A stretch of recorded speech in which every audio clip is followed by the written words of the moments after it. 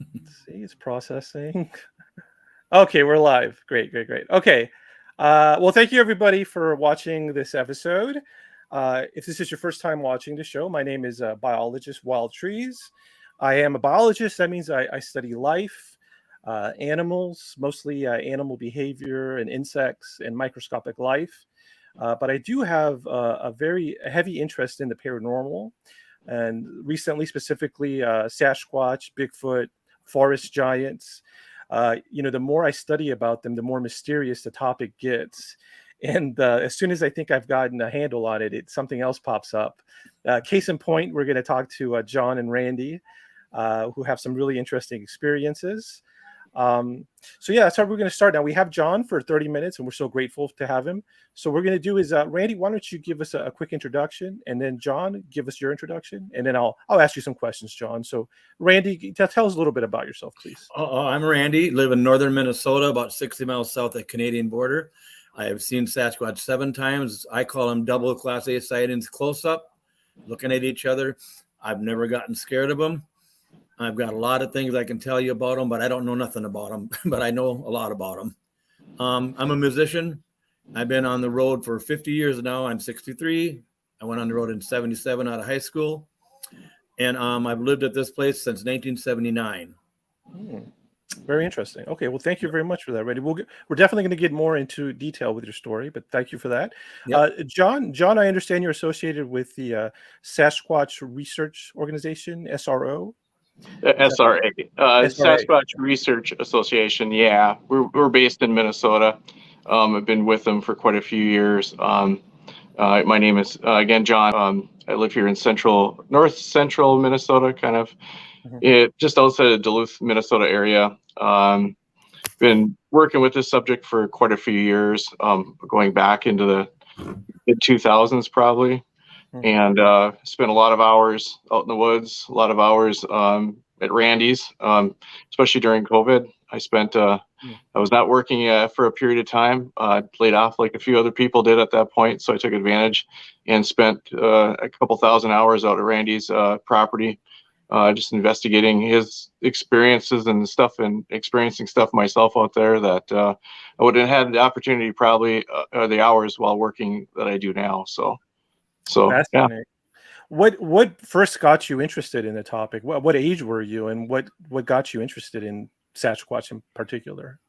A couple of things. As some people, as you've heard, as a child, I was interested in it. My grandmother had found a trackway back in the state of Washington along the Columbia River. She never drove. She always walked. She'd fly out there and spend, a month at my relatives, anywhere all the way up to the, Olympic Peninsula and stuff like that. But anyway, she didn't know anything about Bigfoot, but she was walking just a remote section of the river, and she found tracks that meandered in and off the river bank for quite a ways. And so after that, she got very interested. So she bought any book she could find. That was back in the late 70s or so, like that. So some of the Peter Byrne stuff, some of the older stuff that was out there. So she brought some books home. As a kid, I dove into them because I was everything about anything monster related or anything like that. And it was just a fascination as a kid. And then, of course, as I grew up and went to college, didn't think much of any of this stuff, yeah, it wasn't that too many years back. I had, prior to meeting some other guys that were in another group, had a few experiences that I couldn't explain. We're up in Canada, remote fishing, and I was staying in a pop-up tent camper. We were probably about 90 miles down a logging road, and we were the only people down there.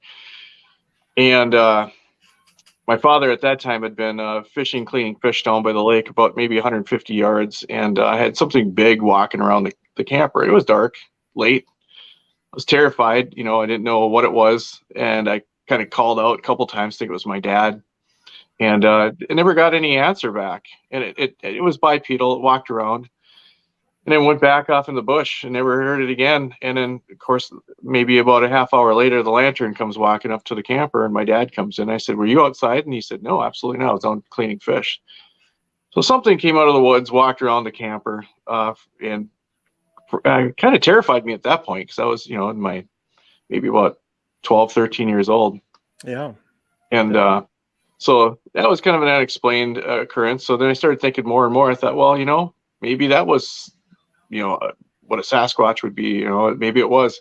I couldn't see it. I didn't, I just heard it. So, and then, a few years back when my kids were little, we were up in northern Minnesota along the Canadian border, kind of as far as the road goes as well, to what was called the BWCA. And we had walked. I was taking my kids for a walk, and there's a couple cabins up there, but not many. And something paralleled us through the forest. And every time we stopped walking, the kids were doing their thing, but I kept paying attention to whatever it was. It kept staying up on a ridge. It never, a deer would probably bound off, run. A bear would probably do the same, but this thing continued to follow us for quite a ways. And like I said, I'd stop, and the kids would, and it would stop too. And it did it for a while. So, a couple of those things kind of really got me going. But what ended up happening, it really put me into the Sasquatch stuff, is I had a friend they were having a taping here for Fighting Bigfoot season 2 from Minnesota. And I happened to have some relatives that were cooking for the film crew. Yeah. So I thought, you know what? I'm going to go there because my family grew up in that area. And lo and behold, I get there, and it's like a family reunion of people I know. It's like all these people are talking about their sightings that had happened in the last year. They didn't want to tell anybody, but now there was a reason too. So they had a town hall meeting with Matt Moneymaker and Cliff Brackman and Renee and stuff like that, and Bobo. So, and ended up spending some time there, and ended up in the town hall meeting, listening to all the people with their stories and stuff like that. So at that point, I met some of the crew, talked to some of the cast members, and realized there was a couple of devoted guys that were doing the research for the show, and I hooked up with them. And ever since then, I've been working off and on throughout the years, just following up on interviews with people and investigating local Sasquatch sightings. So. Well, that's fascinating. Wow, that sounds like quite an adventure you've been through, and it's just developing. It's continuing to evolve. It sounds right. like. Well, so okay, this is a big question, and but I would like to know, as of today, I understand it might change, but what is your best explanation for these sightings? What is causing them? Is this a flesh and blood animal? That's the most common thought. My thoughts are changing, but I'd like to hear you. Do you have a current working hypothesis for what's going on? I've always been a flesh and blood type guy, but after meeting Randy, excuse me, I got to plug the phone in here. It looks like I'm getting a little bit of a low battery thing here. Yeah, no problem. Take your time. Excuse me for a second. Yeah, take your time. But we had I've always kind of been a flesh and blood guy, but after being out at Randy's and stuff, there's some strange stuff going on at his place I can't explain. Randy's really good at explaining some of the things that has happened out there with him, but I guess I'm kind of more open-minded than I used to be. I've seen orbs and different things that have happened out there. Some different stuff that we've seen, like a portal type thing, and I can't explain it. Randy experiences more of it because he lives there. But certainly, I believe there's some other aspects to this. I'm open to it. And Randy knows I'm more of a flesh and blood guy, but he's opened my mind to a lot more. Interesting. So, okay. Yeah. Well, very interesting. I'm just going to plug in here. Sorry. Oh yeah. Go ahead. So let me let me say hi to everybody in the room first. We have Iowax. Thank you for being here. Please subscribe to Iowax's channel. He's a musician just like Randy. And then we have John P. Adventures wishing us good vibes. Thank you, John. Also wishes us a good show. And then we also have Nina Williams is here as well. Thank you, Nina. If you guys have any questions, feel free to ask them during the show. Oh, and here's Bobby as well. Bobby interviewed Randy, and that'll be coming out shortly. Okay. Okay. So yeah, thank you for that answer. Yeah, my after talking to Randy, I noticed a lot of similarities between as far as portals, which we're going to get into, orbs of light, invisibility. I noticed a lot of similarities between. Now maybe it's a stretch, but I noticed some similarities between these Bigfoot creatures and so-called UFO occupants like gray aliens and even the fairies from back in our ancient past, hundreds of years ago. And part of me thinks that these guys share a lot of similar, capabilities. They're able to mess with us. Randy, has mentioned that he thinks Randy's probably a source of amusement or entertainment for whatever's out there at some times. And so part of me is like, okay, the things I mentioned, fairies, UFO occupants, and Bigfoot. Correct me if I'm wrong, but it seems like a common thing they have is they do not want to be found. They want to remain mysterious and they want to remain hidden. That seems to be a common denominator because, they're hard to photograph. They're hard to get physical proof. And to me, as a biologist, one of the biggest things you could give up is how you actually look, your physical appearance. That tells you a lot. That's why a lot of animals camouflage themselves. A lot of animals try to look like plants. Some plants try to look like animals. I mean, your physical appearance and your shape, that's a big giveaway. And so what I'm getting at is that part of me believes that perhaps the gray aliens, the fairies, and the Bigfoot, they're all the same animal. They're the same thing, and they don't look like that at all, though. Their outward appearance is just to throw us off. They want us to look left when we should be looking right. So that's kind of one of my newest thoughts is that, these things are real, but perhaps, they don't look at all like what we think. That's just a mask they wear, a full body mask, because, the UFO occupants want us to believe they're from space. They're from another planet. So we'll be looking there when perhaps they're from our oceans. Bigfoot wants us to believe it's a furry hominid that lives in the forest. And so that's where we focus our attention when really, it could be from somewhere else. So what are your thoughts on this? I guess to put a finer point, John, what are your thoughts on deception in the Sasquatches? Do you think they deceive us with how they look, how they act? Absolutely. I think there's a lot of deception in them. Obviously, they're very difficult to see. They're very shy. They use a lot of tactics to divert attention. We've had, Randy and I have had where I think they're making crow sounds and stuff like that, mimicking different animal sounds. It's a form of communication in my mind that they're doing this in order to maybe alert that we're in the area. Maybe possibly they do work in conjunction. There is a lot of evidence that we've seen that certain animals will work together, like coyotes will work with certain aspects of the Sasquatch. They might eat some of the scraps, the leftovers that are consumed. Where we've seen they've carried off deer and stuff like that, but maybe it might be the gut pile or something that the coyotes. So they work in conjunction with a lot of stuff. But as far as the diversion and stuff like that, you're right. I think there's a lot of there's a time when Randy and I got confused with another couple gentlemen that I think they were throwing us off as far as like just the being in the area, just confusing us. So we would leave the area. You can get, an eerie feeling that you can't explain.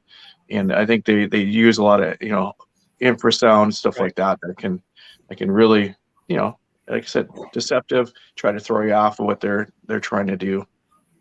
Interesting. Okay. Well, here's another question now. Thank you for that answer. That was a very good answer. It means a lot coming from you since you have real world experience with them. A follow-up question for you, John, would be, you personally, what are your goals? What are your goals as far as Sasquatch research? A term we use in science is deliverables. What are the deliverables you would like to produce? As an example, if I'm a biologist and I'm studying an insect, I would say my deliverables are I want to discover a new species, publish a paper, add to the insect collection, or write a book or something. John, as far as Sasquatch research, have you thought about it? What are your deliverables? What are your goals? What would you like to accomplish?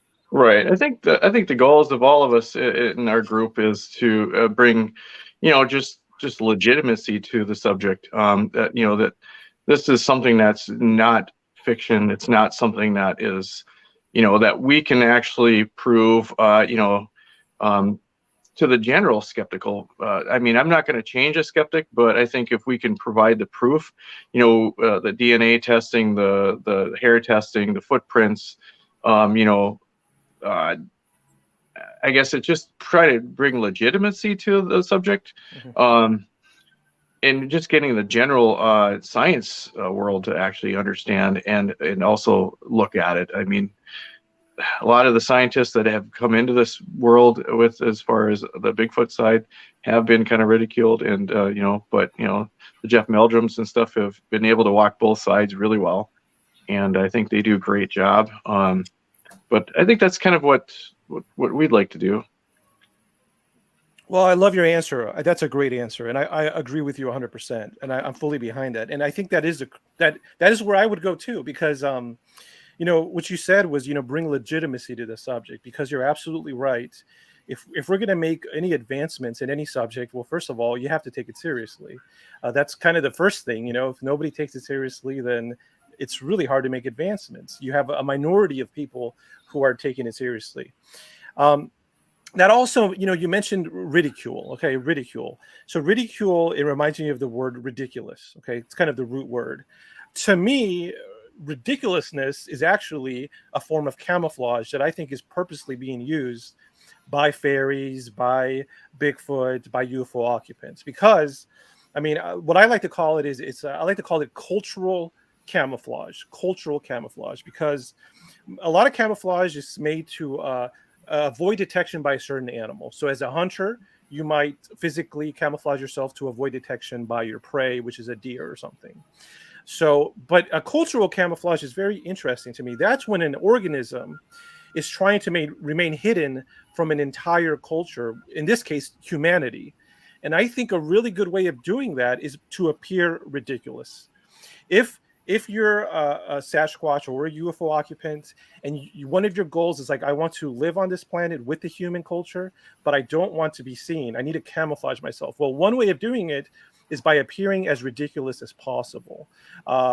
And so a way of doing that is like, okay, well, there's this ape that lives in the woods. It's very tall. It's very strong. It's got all these capabilities, yet we can't discover a body. On paper, a scientist reads that, and that sounds ridiculous. And then it almost like that animal becomes blind to that scientist. So it's a very effective form of camouflage. And in that way, it also becomes more like,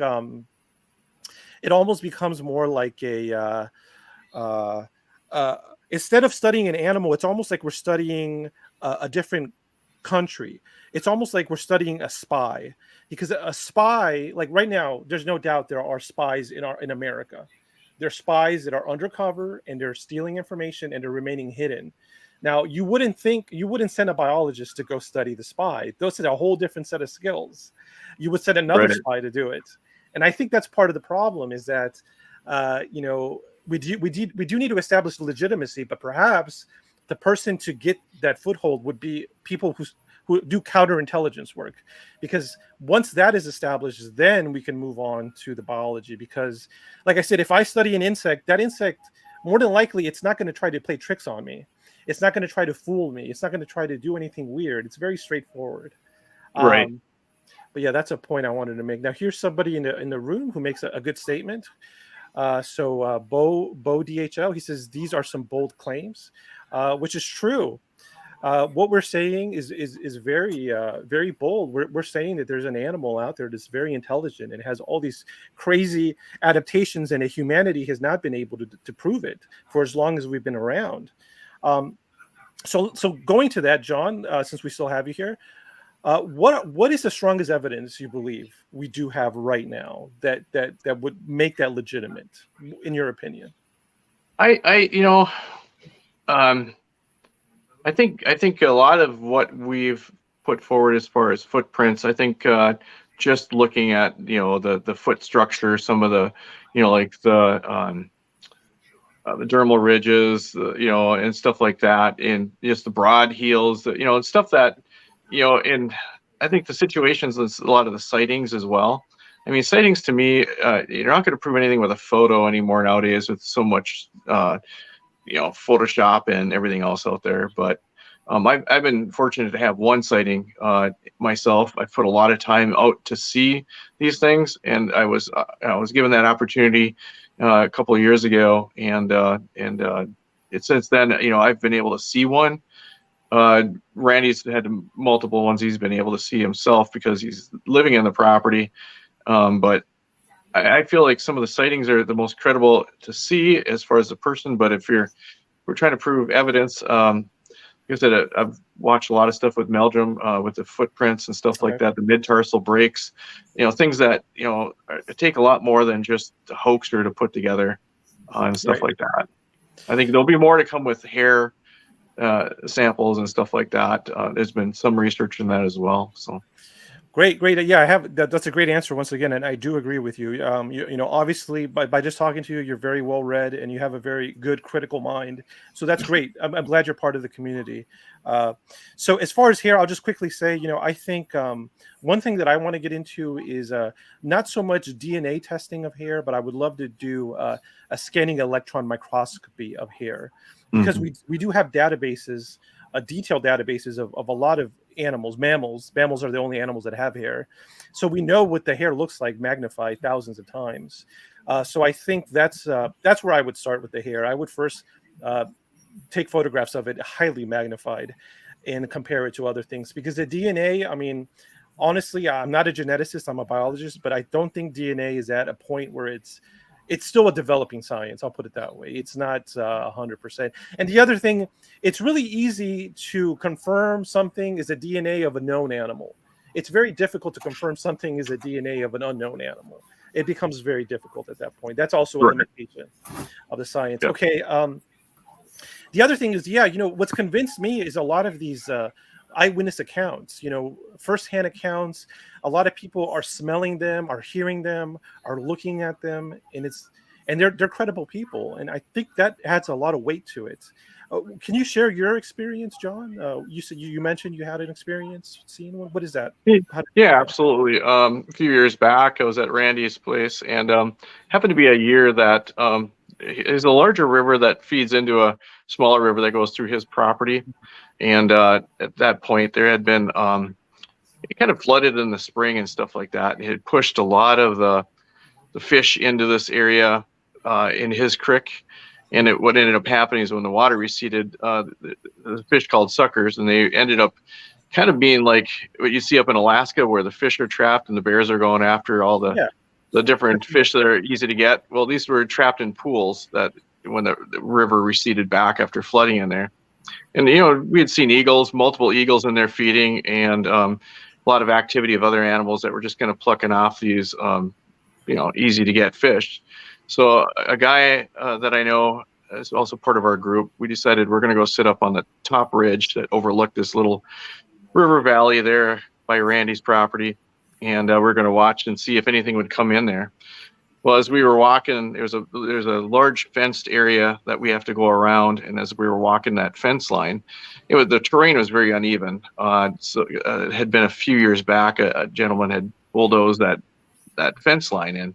He took boulders out, so the ground's uneven, the grass is growing in, so you're always looking down at your feet so you don't trip. And the other gentleman happened to be looking down, and I just happened to look up just in time to watch what looked to me like a very large black hairy animal come sprinting from the right side, and it went over the fence in like what you'd see like a hurdler would do, in an upright position but kind of leaning forward, and then landed on the other side and took off down what was like another cutway that was going, just kind of diagonal to the fence line. And all I can say is the speed that I watched it at, I knew it wasn't a bear because we've seen bears go through the fence. It was a 54-inch barbed wire fence. I believe it's at 4-strand, Randy, I believe, on that fence. 5-strand. 5-strand. Nobody I know that would jump that thing. It come up to my chest. I'm 6'1". So when that thing went over and I watched it, it was perfectly silhouetted against the sky as well. It was starting to get dark, but I could see pretty well. And we went back later. While we looked, we did find some hair on the fence line where it had gone over. We did also go back and we took out like a large cutout piece of cardboard just so I could gauge the height and width of it and stuff like that. But I had Randy go stand up on the hill, and Randy didn't look all that big, but when you had him holding up that cardboard as high as he could hold it, that's what I was seeing. So I knew that thing was big. It was really big, and someone said, well, it could have been a deer. No, because usually a deer, No. when it jumps, it pretty much flattens out with its head down when it's going over that fence, and or they'll stop and then jump it, which I've seen too. But if they're being All the pursued, time I see it.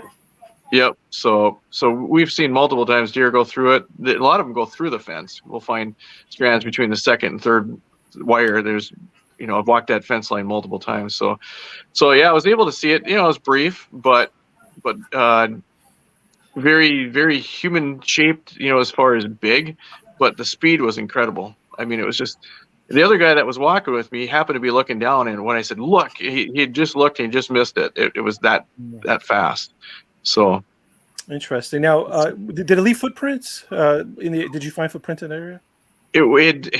We looked for footprints there. We couldn't. It was at that point of the hill. It was all like a solid hard dirt, almost like impenetrable. We couldn't even leave a boot print there.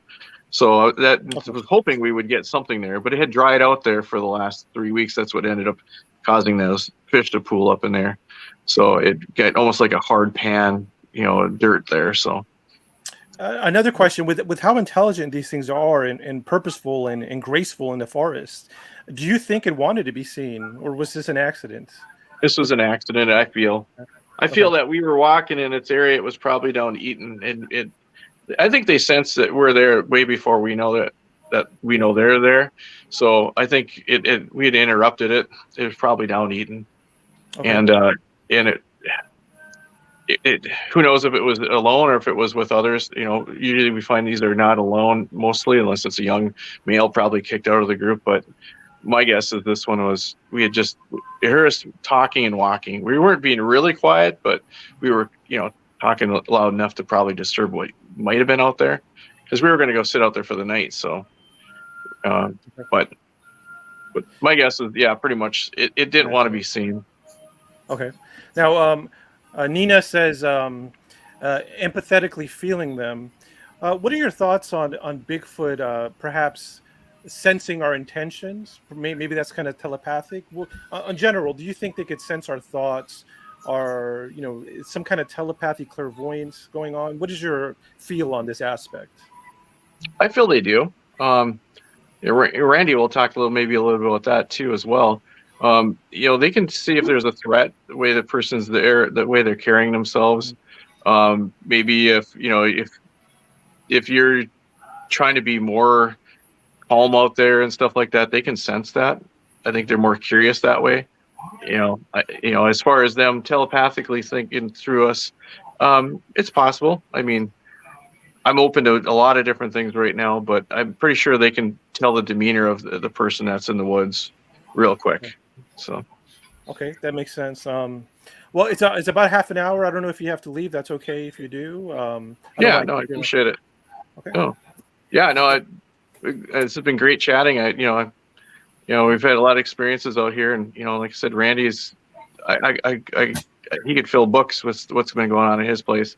I've just been opportunity to be out there, and it's just been great. So I don't know if I ever get that opportunity again to spend as many hours as I did during the COVID point, but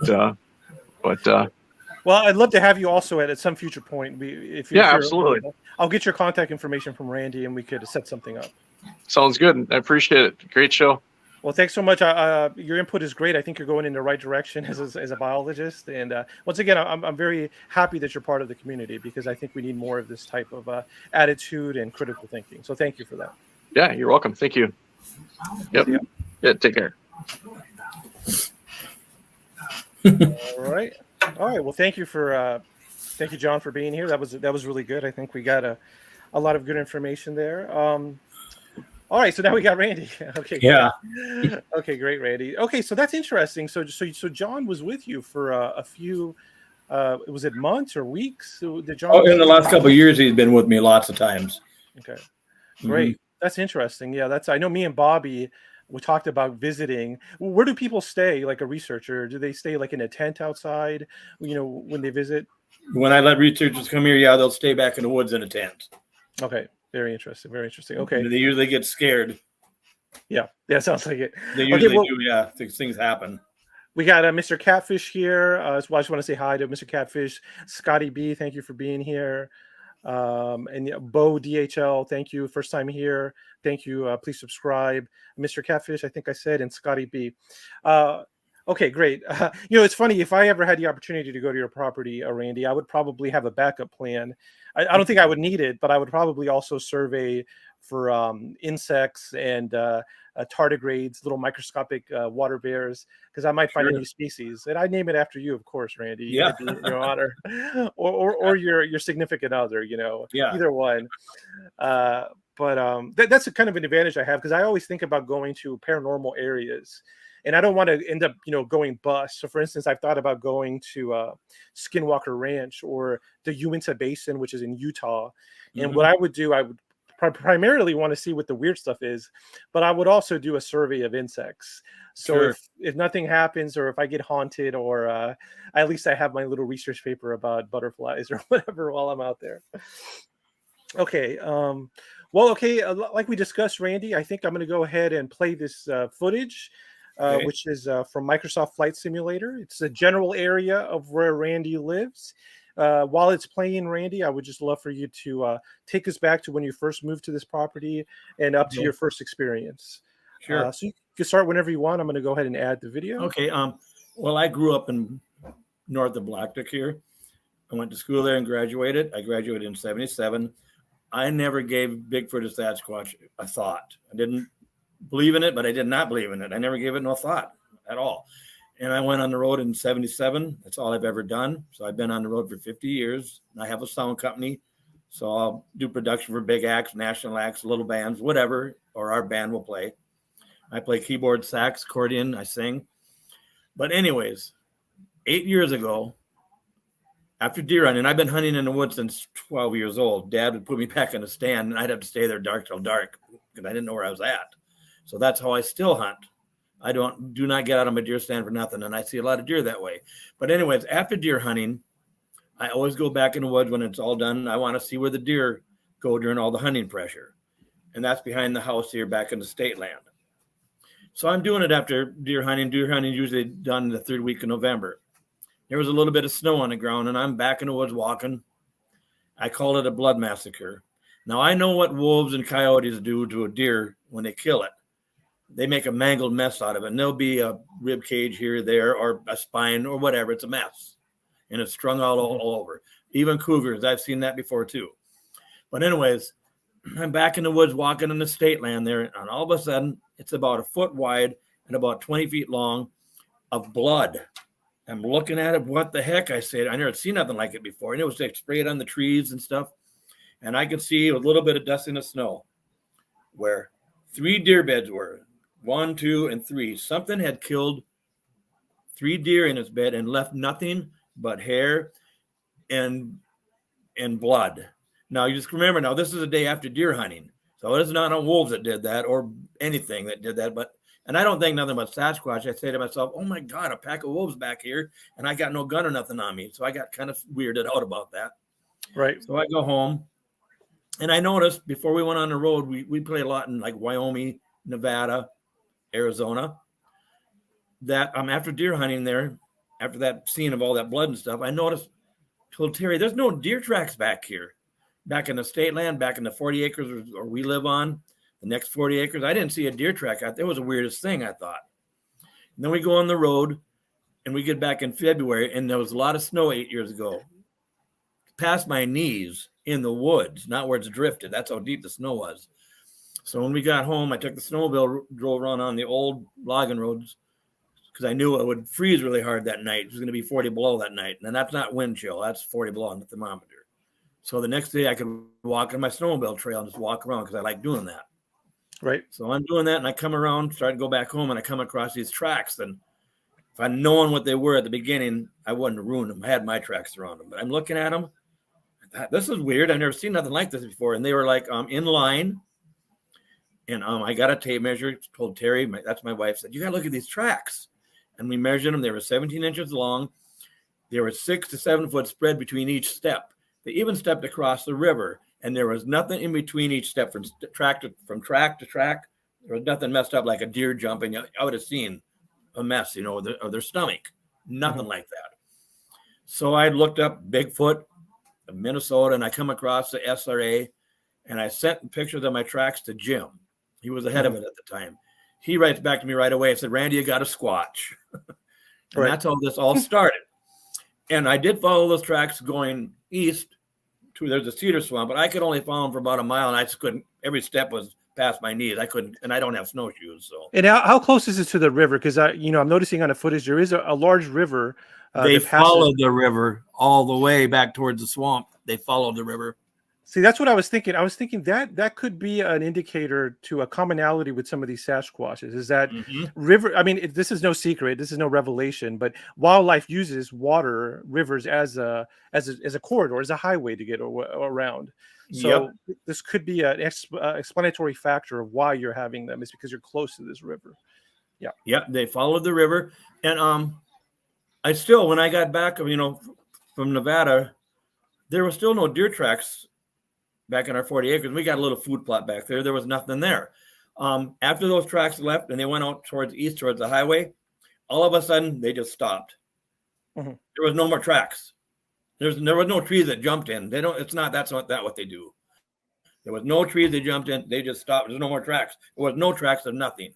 And it wasn't because it's still in the woods. It wasn't where the snow drifted over the rest of the tracks. Not that either. And then the next day, there was deer all over back in the woods again. So I thought that was strange. So that's how this all started.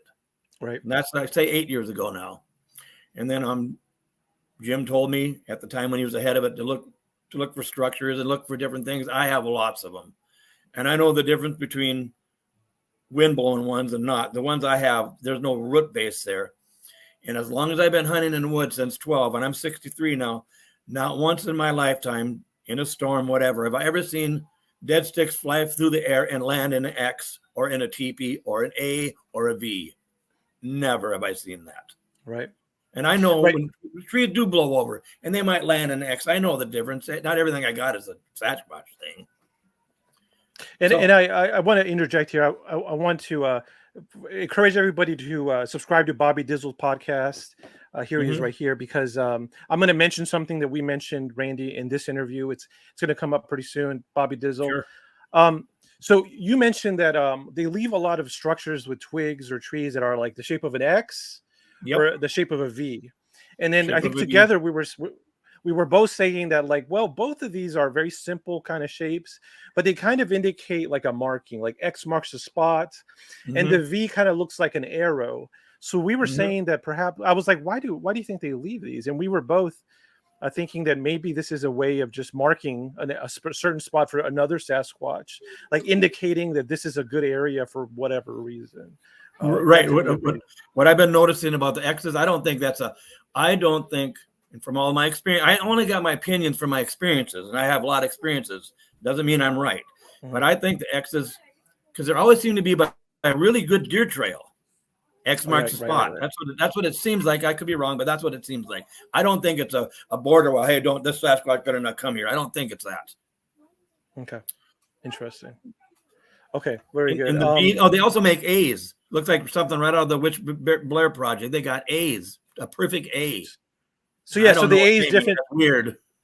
So the A, I mean, this sounds rudimentary, but I mean, the A is a modified V, right? Because it's got the V, but then it's got the little line to make the A. Is that correct? That's correct. Yeah. So it could be even a triangle in the middle. Right. Interesting. Okay. Yep.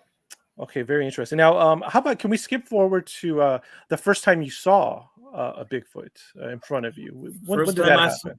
The first time I saw one was the summer of that first 8 years.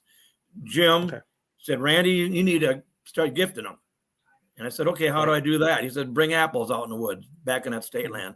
So there was no fence or nothing like that, any of that. It was just free for me to go back there. And it still is, but you got to cross the fence. But anyways, so I took my four-wheeler, an aluminum ladder, and I drug it behind me. And I brought 6 apples out there. And the reason I brought the ladder, so I could put them high up in those popple trees so that a deer couldn't reach them. I'm still here. I just turned off my screen. I just want to let you know. Oh, okay. Okay, yeah, go ahead. Okay. Yeah, and the popple trees, the bark is kind of soft, so it would have been a raccoon or anything, or a bear. I'd see scratch marks in the bark. So I would cut 6 in half, and I'd have 12 pieces, and I put them up through the popple trees there. in one area. That was my first gifting area ever done.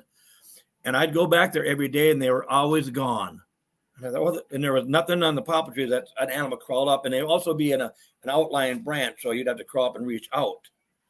Anyways, one of those days I said, I'm going to set in a deer stand. There's a deer stand kind of close, not my deer stand, but one on the state land. And I sat there, and it wasn't a Class A sighting. I'm sitting up there about 7 o'clock. Out of the corner of my eye, I see one cross the trail. It was huge. It was dark. It was a black one.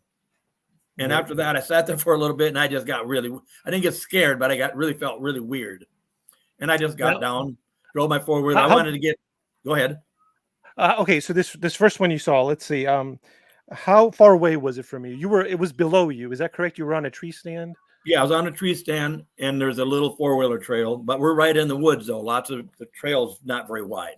I'd say it was 60 yards away, crossing from the one section of the woods across the trail to the next section, going right towards where those apples were at. That's where the direction it was headed. And was his body in shadow? Was it lit up? Could you see details, or did you see an outline?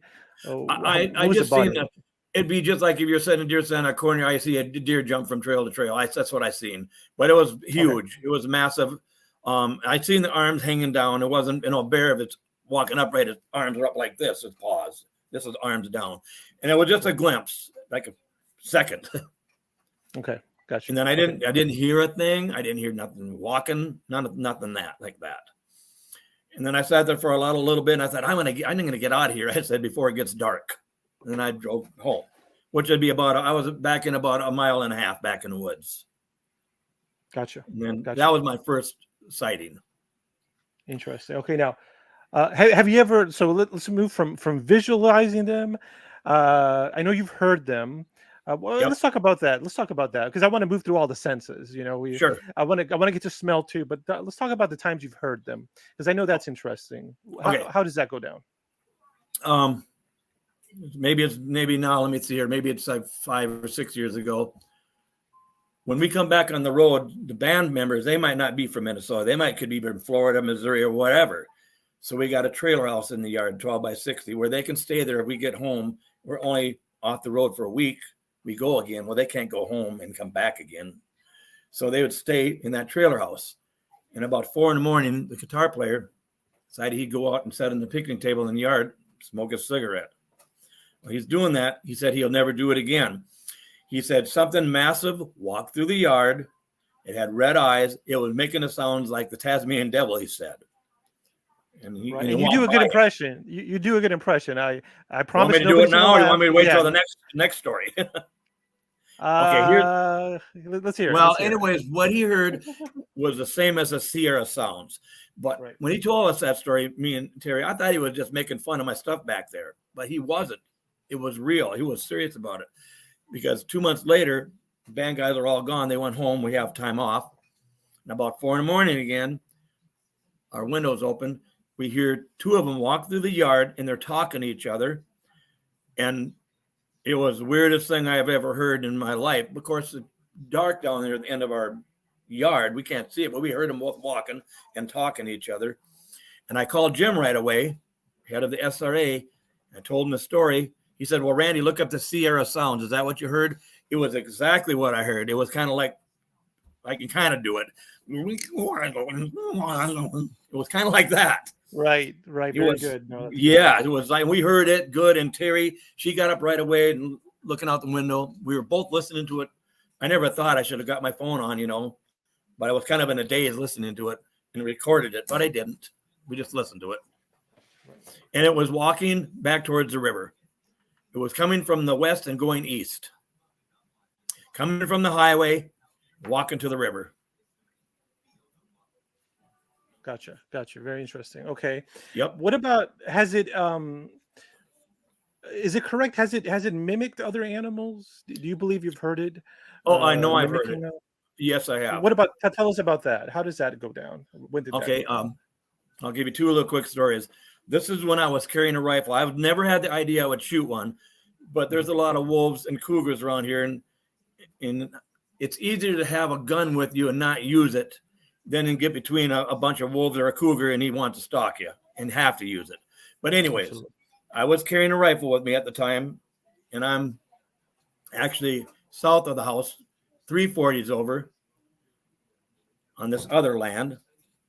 And I get ready to cross this old fence. I hear the awfullest growl I ever heard in my life. I can't really mimic that one, but it was deep and it was really awful. It put my stomach right in a knot. In fact, I got my gun off my shoulder and I held it there. I didn't hear no more. Well, this is what I'm here for. I'm going to cross the fence. I'm going to continue on going. It's not going to scare me. I said, it's not going to stop me. So I cross the fence. I get in there about 50 yards. And what do I find? I find a massive deer kill. Not one bone, just hair. I mean, the hair, like the hair has been plucked out.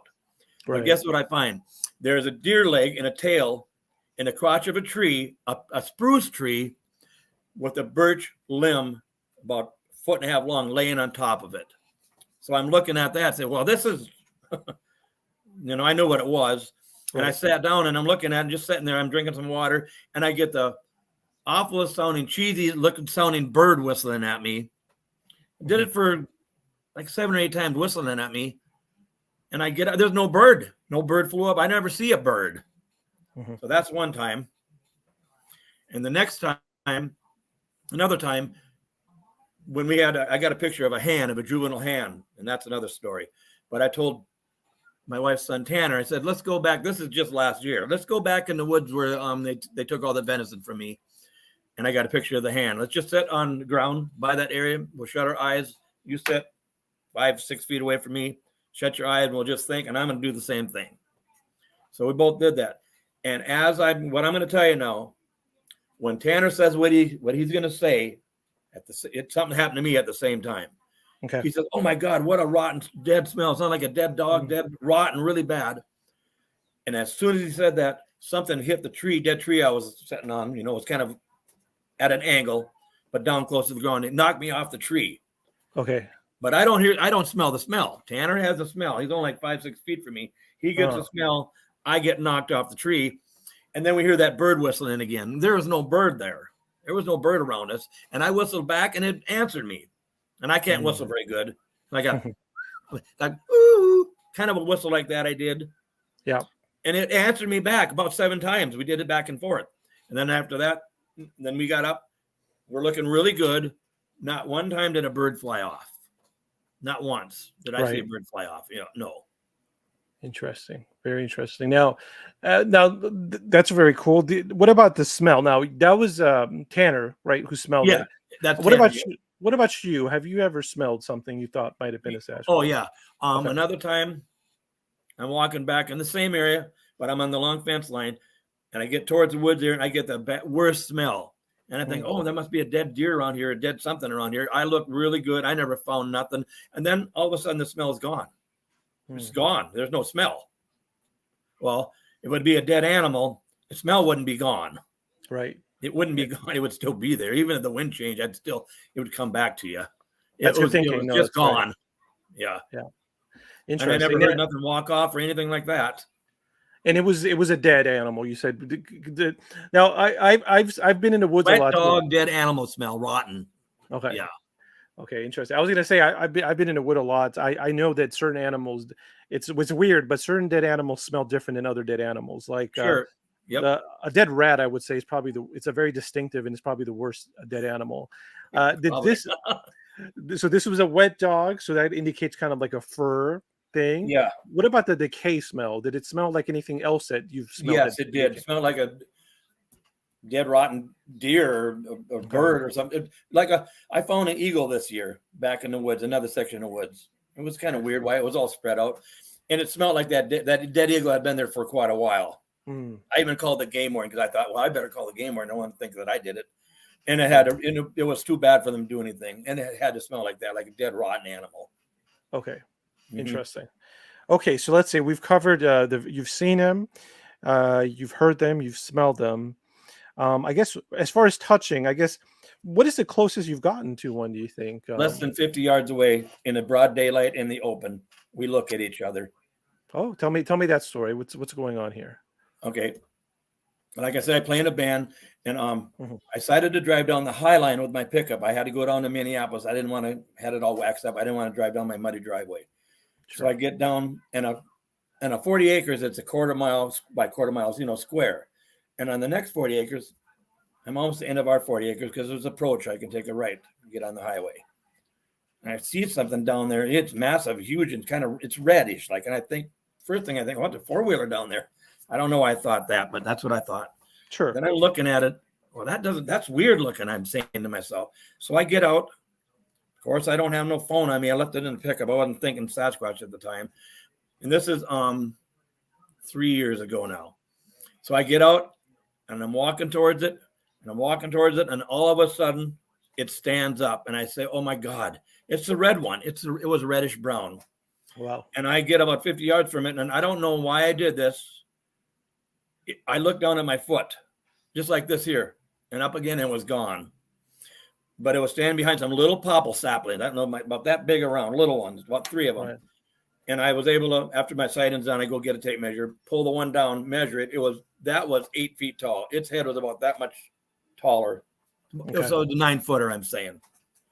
But I looked at it. We looked at each other really good. I did get a good track of it, casting of it, because I got a neighbor guy that has lots of experience. As a crow flies about 2 miles or so, he lives west of me. He came over because he's casted before, and he helped me cast it. And it had like this, but it had this right here out like that, the thumb out like that. Right. So I'm thinking it's a dew claw, but we figured out, no, it's not. It's knuckles, thumb, and wrist back here. It is 16 inches long. That's got to be what it is, because they don't have no dew claw, I don't think. Interesting. Yeah. Yeah. And where is the current location of the cast that you took that day? Where is it? Or yeah. Oh, I mean, where was it where I seen it at, or is it where I have it in my house? Oh, you have it in your house. Oh, okay. That'd be great. But the darn thing, it broke in half. I got to re-glue it again. Okay. I got to put away. I don't even dare touch the thing right now. Gotcha. But it's a good one. Okay. It's a good one. It's a good cast. Gotcha. Okay. Yeah. There's another story I wanted to get into that. Now, this is I want to get into this story that you mentioned with Bobby Dizzle on his show. Okay. Now, this was the high-strange event that perhaps is not necessarily a Bigfoot event. We don't know, but it happened in your house and it involved a little bit of ice cream. Could you set up that story for us? Yeah, I'll set that up and I'll tell you both stories about it. Okay. I'm gone. I got 2 grandkids with me, the 10-year-old and the 5-year-old. We go to a rodeo. My other granddaughter does the rodeo thing. And that night before we were getting ready to leave, it rained a lot hard. So Rachel, my daughter, asked if I could take their 1-ton truck and big trailer and leave my pickup with her. And this is in Bemidji, Minnesota, 30 miles from our house, and come back with 25 bales of hay the next day. So I said, yes, I'll do that. I get to the house here with the big truck and the trailer. I go to the house and I said, oh my God, my house is locked and Rachel's got my keys. I have no key to get in the house. I got the kids standing outside with me, but I found a pry bar and I pried the door open, kind of bent it a little bit, but I got in the house.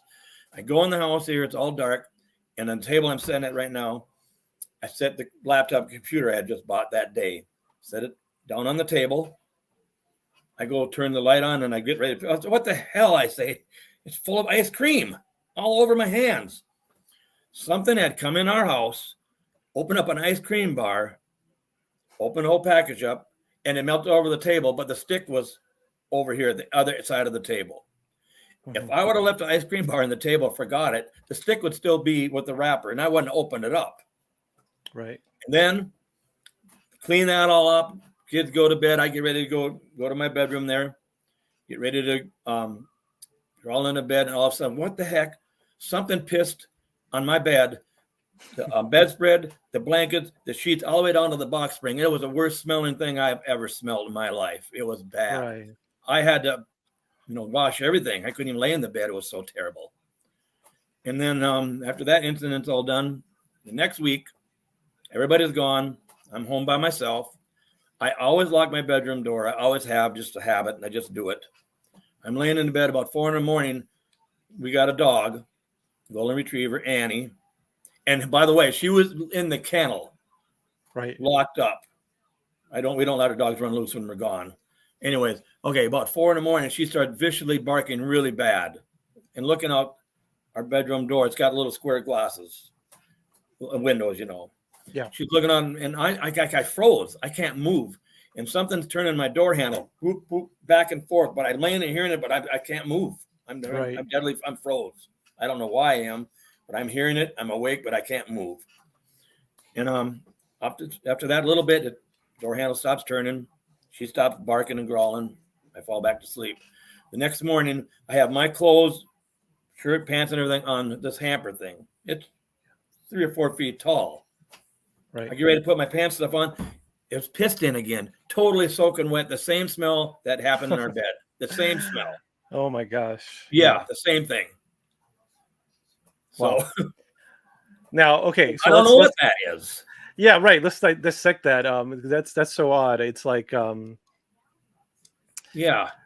It doesn't seem like it doesn't shout Sasquatch, right off. I mean, no. I mean, so you just said it right now. You don't know what it is. So you don't. Is your opinion that it's not the same as a Sasquatch? Is that what your opinion is? I think I got two different things going on unless they're related together, because I got other things that happen in the yard. That is Sasquatch, I think. So I don't know. I don't know. Okay. Here's what I tell my daughter. So some more comments Rachel, on that, because look. Go ahead. Okay, go ahead. Oh, here's what I tell my daughter, no, you go Rachel. ahead, sir. I'll go after. Oh, me or no? You waiting on me? You go ahead, sir. Okay, here's what I tell my daughter. She's real hardcore. She don't want to hear nothing about this Sasquatch stuff. She won't even come over and go back in the woods and look at the stuff. And here's what I tell her. Okay, Rachel, you don't have to believe in Sasquatch. I'm not trying to convince you of it. I just want you to believe that you know that I'm not making stuff up and lying to you, because I'm not. That would be good enough for me. Right. Yeah. No, that's good. That's a valid point, because I think one of the overlooked aspects of the paranormal that people don't actually realize is it's the amount of human suffering it causes. And part of the human suffering could be strained relationships, because close friends or family, they just don't agree with you, or they think something's wrong with you, or they view you negatively, and that's a real side effect that's suffering, basically emotional suffering. Are you at a good place with your daughter now? Oh yeah, well, yeah. No, she just laughs at me. Well, the other day she bought me a Bigfoot sticker. So okay, yeah. So it's all good. She doesn't want to. She don't want me talking about it to her. That's fine. No, and I respect that too, because I understand some people get very scared easily, and they don't. And her husband's a dentist in town, and I'm thinking he does listen to me. I'm thinking he doesn't want to get too involved in it because of his practice, and he don't want people thinking, well, he's, you know what I mean? Absolutely. So I think that's one of the reasons. That's all understandable, of course. Yeah, now, it's legitimate. Yeah. Bobby comes in here is talking about this ice cream piss incident. Let's just call it that. He says he asked the question: could this be a retaliation for anything? Did you do anything that you think could have triggered something, or could it be retaliation for something you don't even know you did? Have you thought about that option? I don't think it's because this piss ice cream incident happened before the hunting thing I was going to tell you about. Remember, I was in back to that stand. I hadn't been there. That happened before that. It did. It happened before. Oh, you know what? No, it didn't. No, it didn't. Okay. The hunting incident is before the piss thing, because 2 years ago it happened. Terry was up at Oak Island on Lake of the Woods working. I was home by myself for the whole summer. Okay, right. I remember this. Tanner wasn't here either. I was by myself in this house. Yeah. Yep. Interesting. Maybe it is. Maybe it was. Okay, great. We'll get to that story. That's a really a good story to go to. But I want to make some more points about this ice cream incident. One thing that's interesting, I've heard some other stories about weird paranormal stuff happening in the kitchen. For some reason, specifically the kitchen seems to be targeted by paranormal entities. There's this channel called Bob Gimlin. Bob Gimlin is a name of a person who took the Patty Gimlin Bigfoot film. Now, the person who runs the video, it's not the same person. They just named their channel in honor. But they mentioned the story of a family who was having paranormal things in the house. One thing that happened was that when they went into the kitchen and they saw a little pyramid made out of butter. Something had got at night. So gotten the butter out of their refrigerator, made a pyramid out of it, as a display. And not only that, but the butter was like freeze dried. It was like freeze dried butter, and it was so weird. Eventually, they hired like a psychic or someone, and that person said it was extraterrestrials who were doing it. That's just one story. There's, I think, a story at Skinwalker Ranch where a woman came in and she put up all her groceries. She went back into room, and all the groceries were back on the table. So once again, another kitchen incident. And then I got one for you too. Let's hear I never told you this one in the last week. All right. 2 years ago when the SRA was here, that's another whole story. So I won't go into that one quite yet. I said, okay, you guys, I got some friends coming here. I want you to do something to everybody that's going to camp here. Don't hurt them. They're good people, but scare the hell out of them, I said. Right. Well, something happened to me too on that Saturday when I was taking them back into state land, and the one biologist guy seen one. When I came back to the house here, there was a stick of butter stuck on my refrigerator out of the carton, stuck on my refrigerator. I forgot to tell you that one. Whoa. Yeah. That's so weird that it's butter. It's so weird. Yeah, when you said the butter thing, it just reminded me of that. I told the guys, look at this here. That stick of butter stuck on my refrigerator door. Yeah. And we always have something with butter. With a stick of butter, it's in one of those little glass things there, and you take the lid off there, the glass lid, and you butter your toast. Well, the whole stick, the glass lid was taken off, and the whole stick was on my refrigerator. And there was nobody hoaxing me because the house was locked, and I had all the SRA guys with me. There was nobody here. Okay. Yeah. Well, that's interesting. Thank you for sharing that. Yeah. Before I comment on that, Bobby once again comes in and he says that Bobby, where did you hear this? But apparently Bobby's saying he's heard that the Sasquatch hate Neapolitan ice cream. Where did you hear this? I like it. But okay, so if I had to make a connection between butter and paranormal stuff, I mean, the connection I could make, there's two connections. One is that, well, butter is made from cream, which is made from cow's milk, and cows are often mutilated. That's another paranormal thing. There's a paranormal. Okay, Bobby says it was just a joke. Okay. Very good, Bobby. But yeah, so cows are mutilated. Cows produce milk, which is made of butter. I'm stretching here, but perhaps that's a connection. Now, another thing I want to get into, which is a big part of your story, is basically, we're talking about food. We're talking about the kitchen. It's about gifting and how you gift food. That seems to be the closest connection you have with these creatures. Seems to be the relationship you have in which you give them gifts, and the gift tends to be food. And you have a long history of doing this, and it's very effective. Mm-hmm. You found some interesting things that don't work, some things that do work. Mm-hmm. And I had mentioned to you that, if we were going to communicate with them, I told you, well, perhaps one of the ways we could communicate with them is through food, through cuisine. We know they enjoy food. Humans have a wide variety of food. We have Mediterranean, Vietnamese food. We have Italian food. We have country food.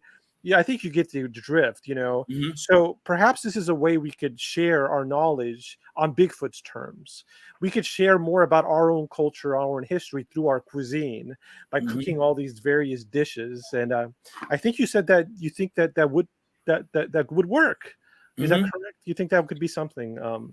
Yeah. I know they like peanut butter. I never did tell you this too. The reason I started with peanut butter is about 4 to 5 years ago, I put a jar of peanut butter upside down in some bushes with the lid off. Mm-hmm. And after about a month or so, I came back and that jar was totally clean, mm-hmm. like it'd been through a dishwasher, but it was back on the bush upside down. Mm-hmm. No, a bear's not going to do that. Right. No, they're going to, I've got a lot of bear jars of peanut butter. The bear I've gotten, and I've saved them so I can show people. They're right. all mangled up and bit up. You can see holes in the cap. So I started doing peanut butter in my main gifting area now. I pounded 2 nails in a tree, and I just put the jar of peanut butter like this here. Okay. I take the lid, the paper thing off, but I keep the lid on it. Okay. So far I've gone through 140 jars of peanut butter now this year, and they take the lids off, and whatever color the lids are, they put them in that order. So the reds are with the reds, the yellows are with the yellows, blues, browns, whatever color they are. They're together, and they're laying down on the ground. Now, when a bear gets them, I have bear come in there too. When they get them, I'll find the jar and it's mangled all up bad. When Right. a Sasquatch gets them, I got 4 jars right now. They're upside down. Look like they've been through a dishwasher in a part of a limb of a tree hanging upside down. And the lids Right. are down there. But when a bear gets it, they're not that. It's a big old mangled mess. Right. And Absolutely. Okay. they Yeah. don't like bananas. I put bananas out there that never works. They go black till they're just rotten. I Okay. put oranges out there. They peel the orange like a human would peel them. It's all peeled, and I got that white stuff on the orange peeling. Yeah. I do have the orange peelings. I got them in the freezer. And they eat the orange. Apples, if a squirrel gets them, they nibbles on them. When the Sasquatch gets them, they're just gone. Okay. They're just gone. So no for bananas. That's so No, odd. not here anyways. I've tried it several times. It don't work. Peeled and unpeeled? Have you tried I both? unpeel them. I peel them. Okay. They go rotten. I mean, they get where you can't even make banana bread out of them. They're rotten. I just have to throw them. Any other foods they like, or any other foods they don't like? I've tried lots of candy bars. You know, Okay. Reese's peanut butter cups, all that stuff. They never touch them. They never touch them. No, they don't. Nope. I've had some native people, some Indian people come here, try their tobacco thing. Never gets touched. Okay.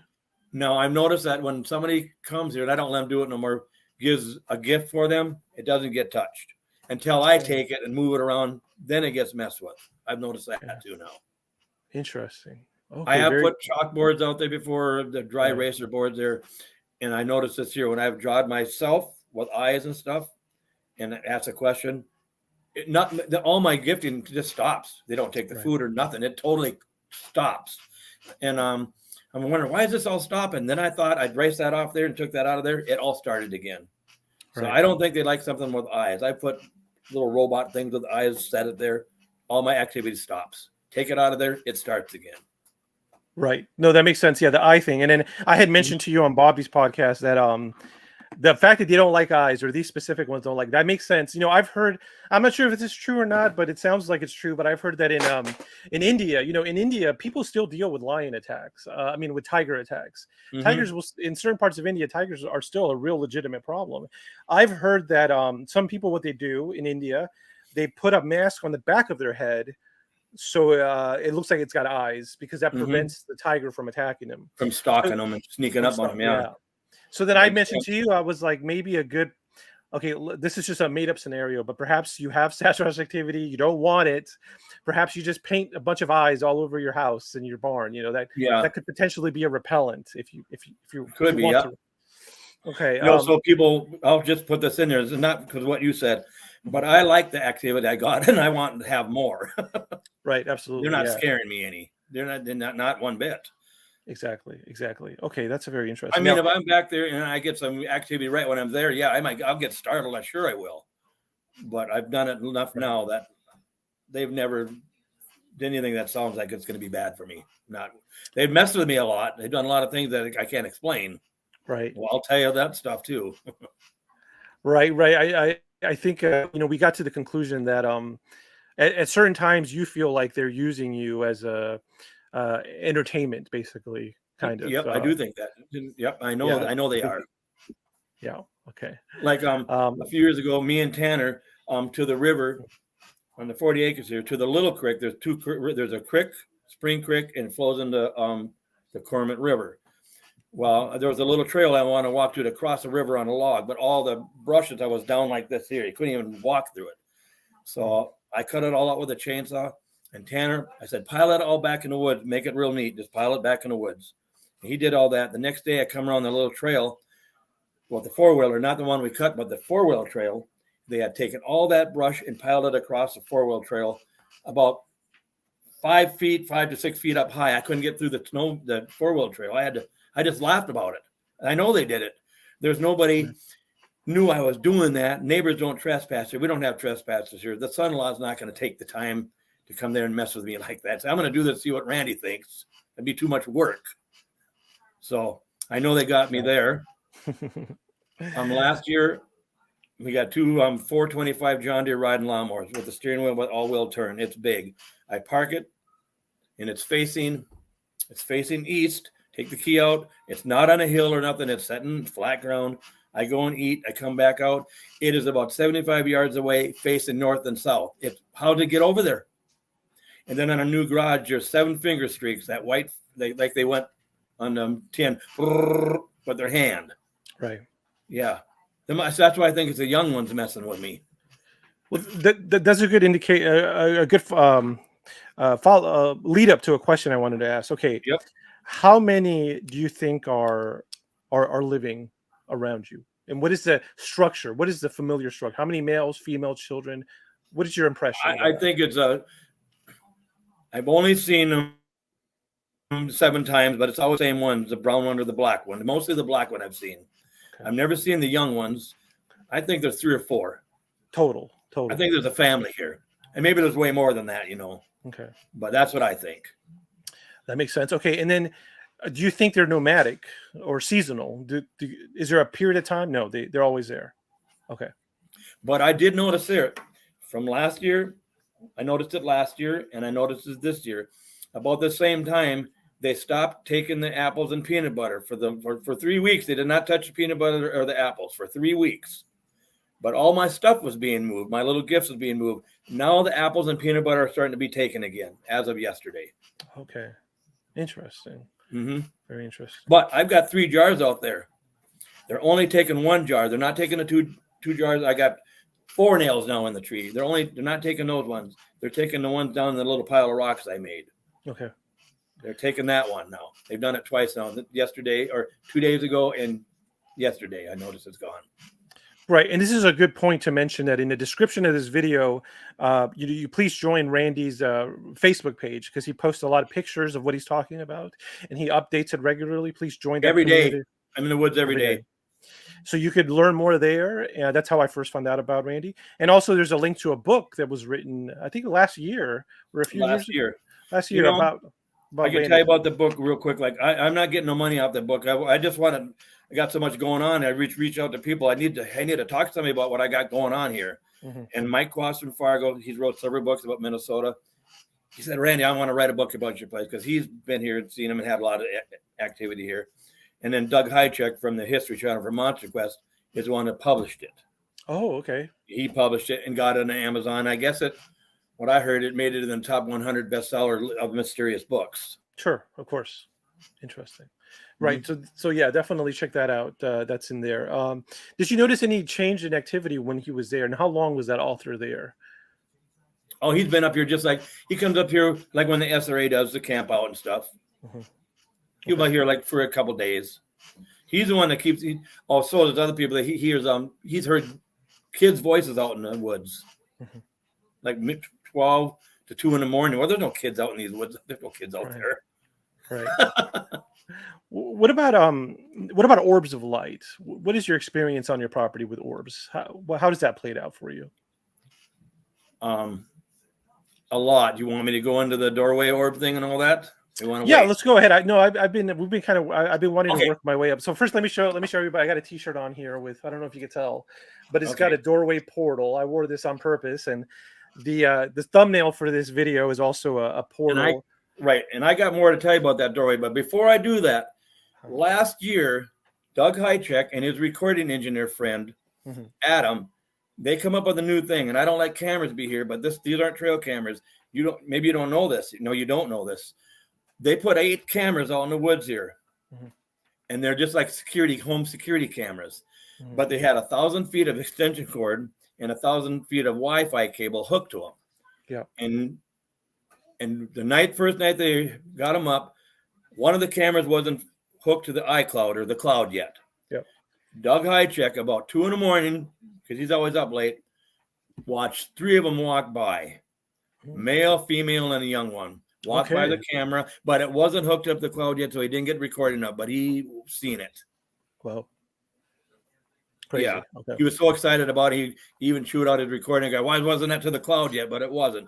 And then I do got a picture of one that when you open up my Bigfoot Randy's research thing, you'll see a Bigfoot on there. And what that was a 2-second video, and I stopped it and took a screenshot of it. And that's my opening page. And you can see an orb right with it. And you can see the arm, the head, and all that. It's not, the world-class picture, but it is a Sasquatch. So whoever goes on my page, that's what that first picture is. Okay. But I took the cameras out. They're not here no more. There's no camera, but there's lots of orbs on those cameras. Lots of them. Okay. Lots. I mean, lots and lots. Big ones, little ones, swarms of them. It's weird. Sometimes the orbs are going up and they're going back down. They're going up and they're going back down. Now, are these orbs video? Are these orbs that can be seen with the naked eye, or are they the type that only show up on video? We've only seen them on video because I wasn't out there, so I don't know. Okay. But those cameras are on 24 hours a day, and you can look at them any time. I look at them all the time, or if something happened, my phone would buzz or ding. Okay. But those cameras aren't there anymore. So. Right. You said you basically, we talked about this, but you said basically I don't want to use the word give up, but you basically said, there's really no purpose of using cameras because they're they're avoided so much. There's been no success. You've tried. Right. They're avoided. And the reason I don't use cameras, I'll get into that other thing. The reason I don't use cameras in this 40 acres is because a few years ago, Doug Highcheck said, Randy, put a trail camera out there again on your gifting area. And would you say this? Hey, can we get a picture of you? And it'll only be for me and Doug Highcheck. We won't share it to nobody. And then I said, if you don't ever want trail cameras on this 40 acres, you got to give me a sign that I can see that you don't want them there. And I'm talking out loud, even though I feel dumb talking to the woods, but I'm doing it. I go back there the next morning, and guess what? There's a 15-foot Y stick on my camera. Mm-hmm. Now, I'm not taking that as a coincidence because there was no storms or nothing, and no tree broke over and laid on my camera. And so I said, give me a sign that I'll know you don't want cameras there, and that's what was on my camera. So I won't do cameras. And the reason I won't do it is maybe this is far-fetched, but I don't want them to lose the trust in me. Because I said I wouldn't do it, and then I'll start doing it again. Well, there's my credibility with them. Because I ask for certain things out in the woods, and I get it. They do what I ask for. And there's no way no 9-foot, 10-foot Sasquatch is hiding behind a little papa tree, and I don't see him. Right. That no. And that's another whole story. But they're more than just flesh and blood. I believe they're flesh and blood when they're here on the earthly plane because they get tracks. I got hair and all that stuff. But they're more than that. Right. They're more than just that. Right. Okay. 3 years ago, me and John Badger, the one you guys met today. Yes. We're going to go back and sit in my deer stand back in the state land. And the darn thing is so small, it's only made for one person, not two people to crawl up in there. And we're only about 7 feet off the ground. And that's what I forgot to tell you. We're 7 feet off the ground. I'm standing up in that doorway. It's taller than me. And I forgot to tell you that part. Okay. But anyways, we get out there about 8:30. In my original gifting area, it's about 50 yards away, but we're in the woods. We're not in no field or nothing. He puts a brand new camera up, brand new batteries, brand new lithium card in there, or lithium batteries SD card. A couple apples and a jar of peanut butter laid on the ground. We make sure it takes a picture of us. We can hear it working. It takes a picture of us, or we see that's working.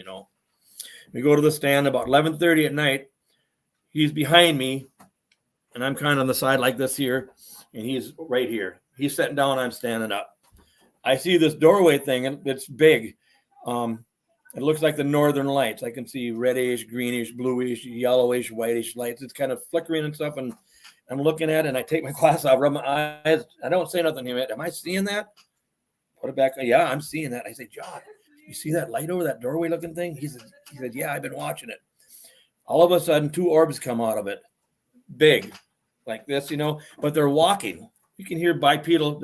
Everybody says bipedal, so bipedal footsteps. Right. They're going over towards where we got the camera and the peanut butter. A little bit later, and I'm talking about within a couple minutes, they come back, but the first one is not formed into the orb yet. I see the cone head, red eyes, the shoulders, arms swinging back and forth. And the other one behind it is already in the orb. They go over to that doorway looking thing, which had been there the whole time, and it's all gone.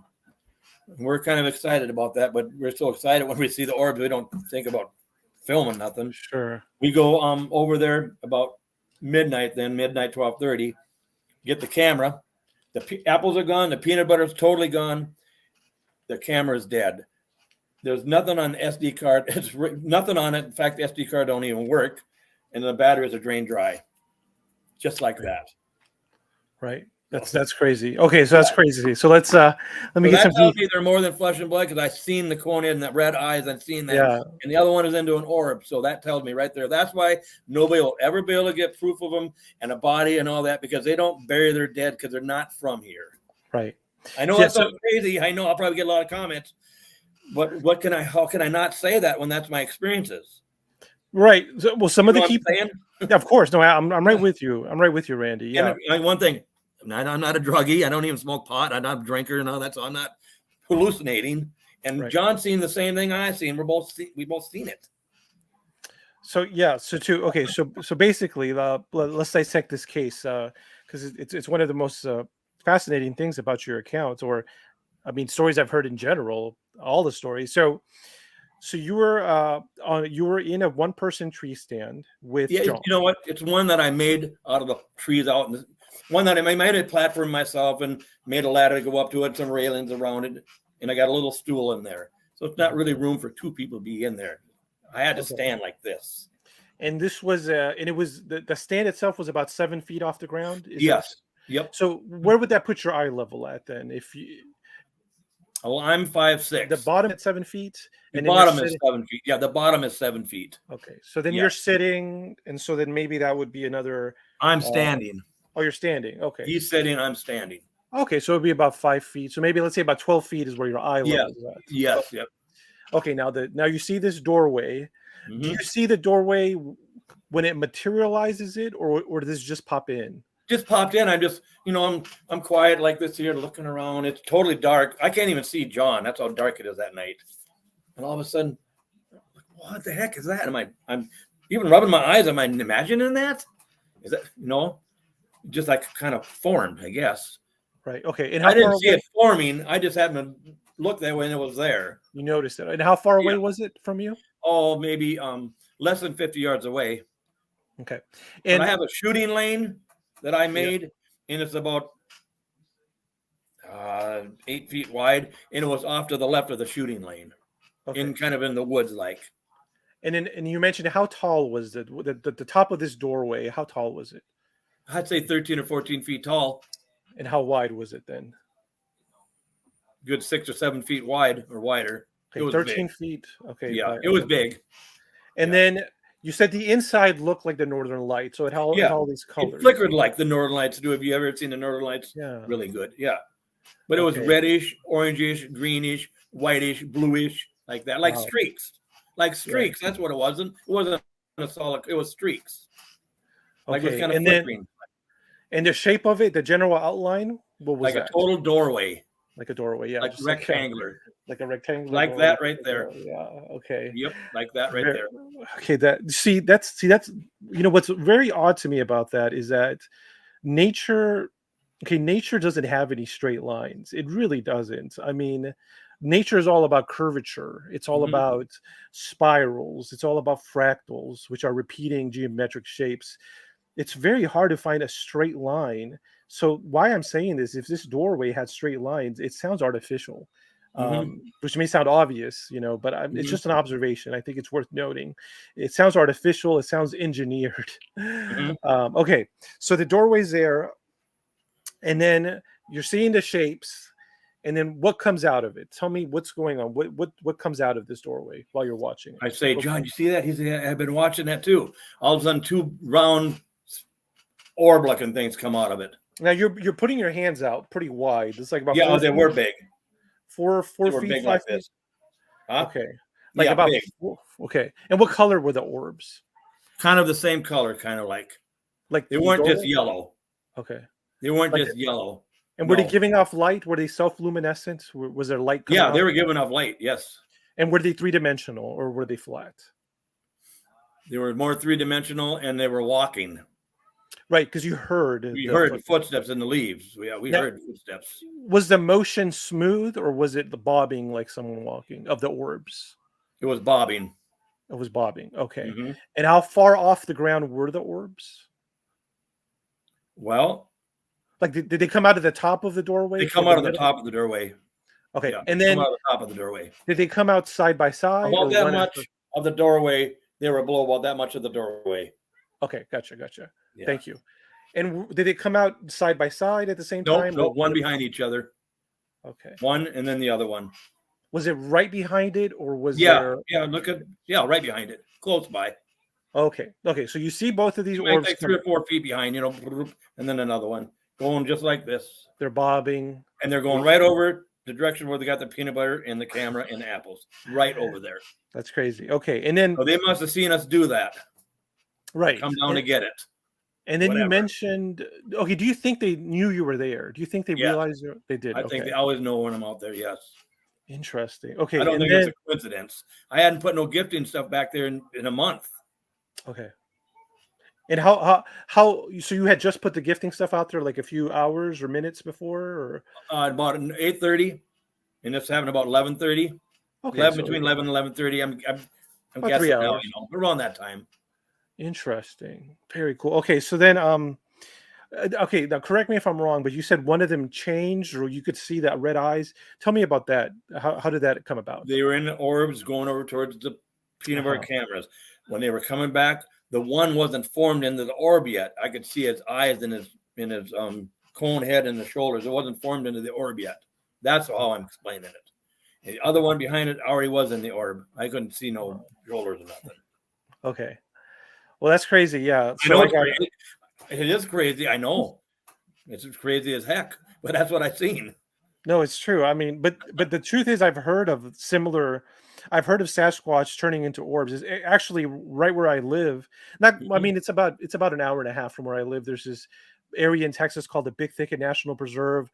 I've had my own encounters there with paranormal things. There's Bigfoots are sighting, but I believe someone saw a Bigfoot turn into an orb there as well. So this is kind of a common thing. Yeah, it is. There's something. So that makes that's very odd, because it's like, it wouldn't be so odd. What's really getting me hung up is the shape of the doorway, because if you just told me, the Sasquatch turned into an orb and it came out of this circular doorway, I would lean toward, okay, this is a natural adaptation. It's very odd. It's very rare, but it still sounds like a natural adaptation. Perhaps there's animals out there that have this capability, but you're mentioning the doorway looking like a straight edges. Yeah, it was suddenly. It was like a doorway.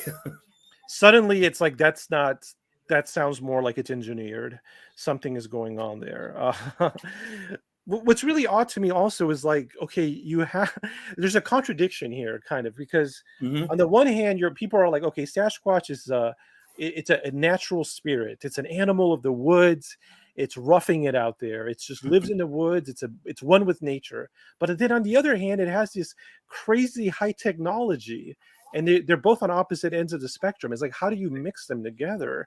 Because I don't think they're some animal living in nature and trying to survive out there. I don't believe that's what they are.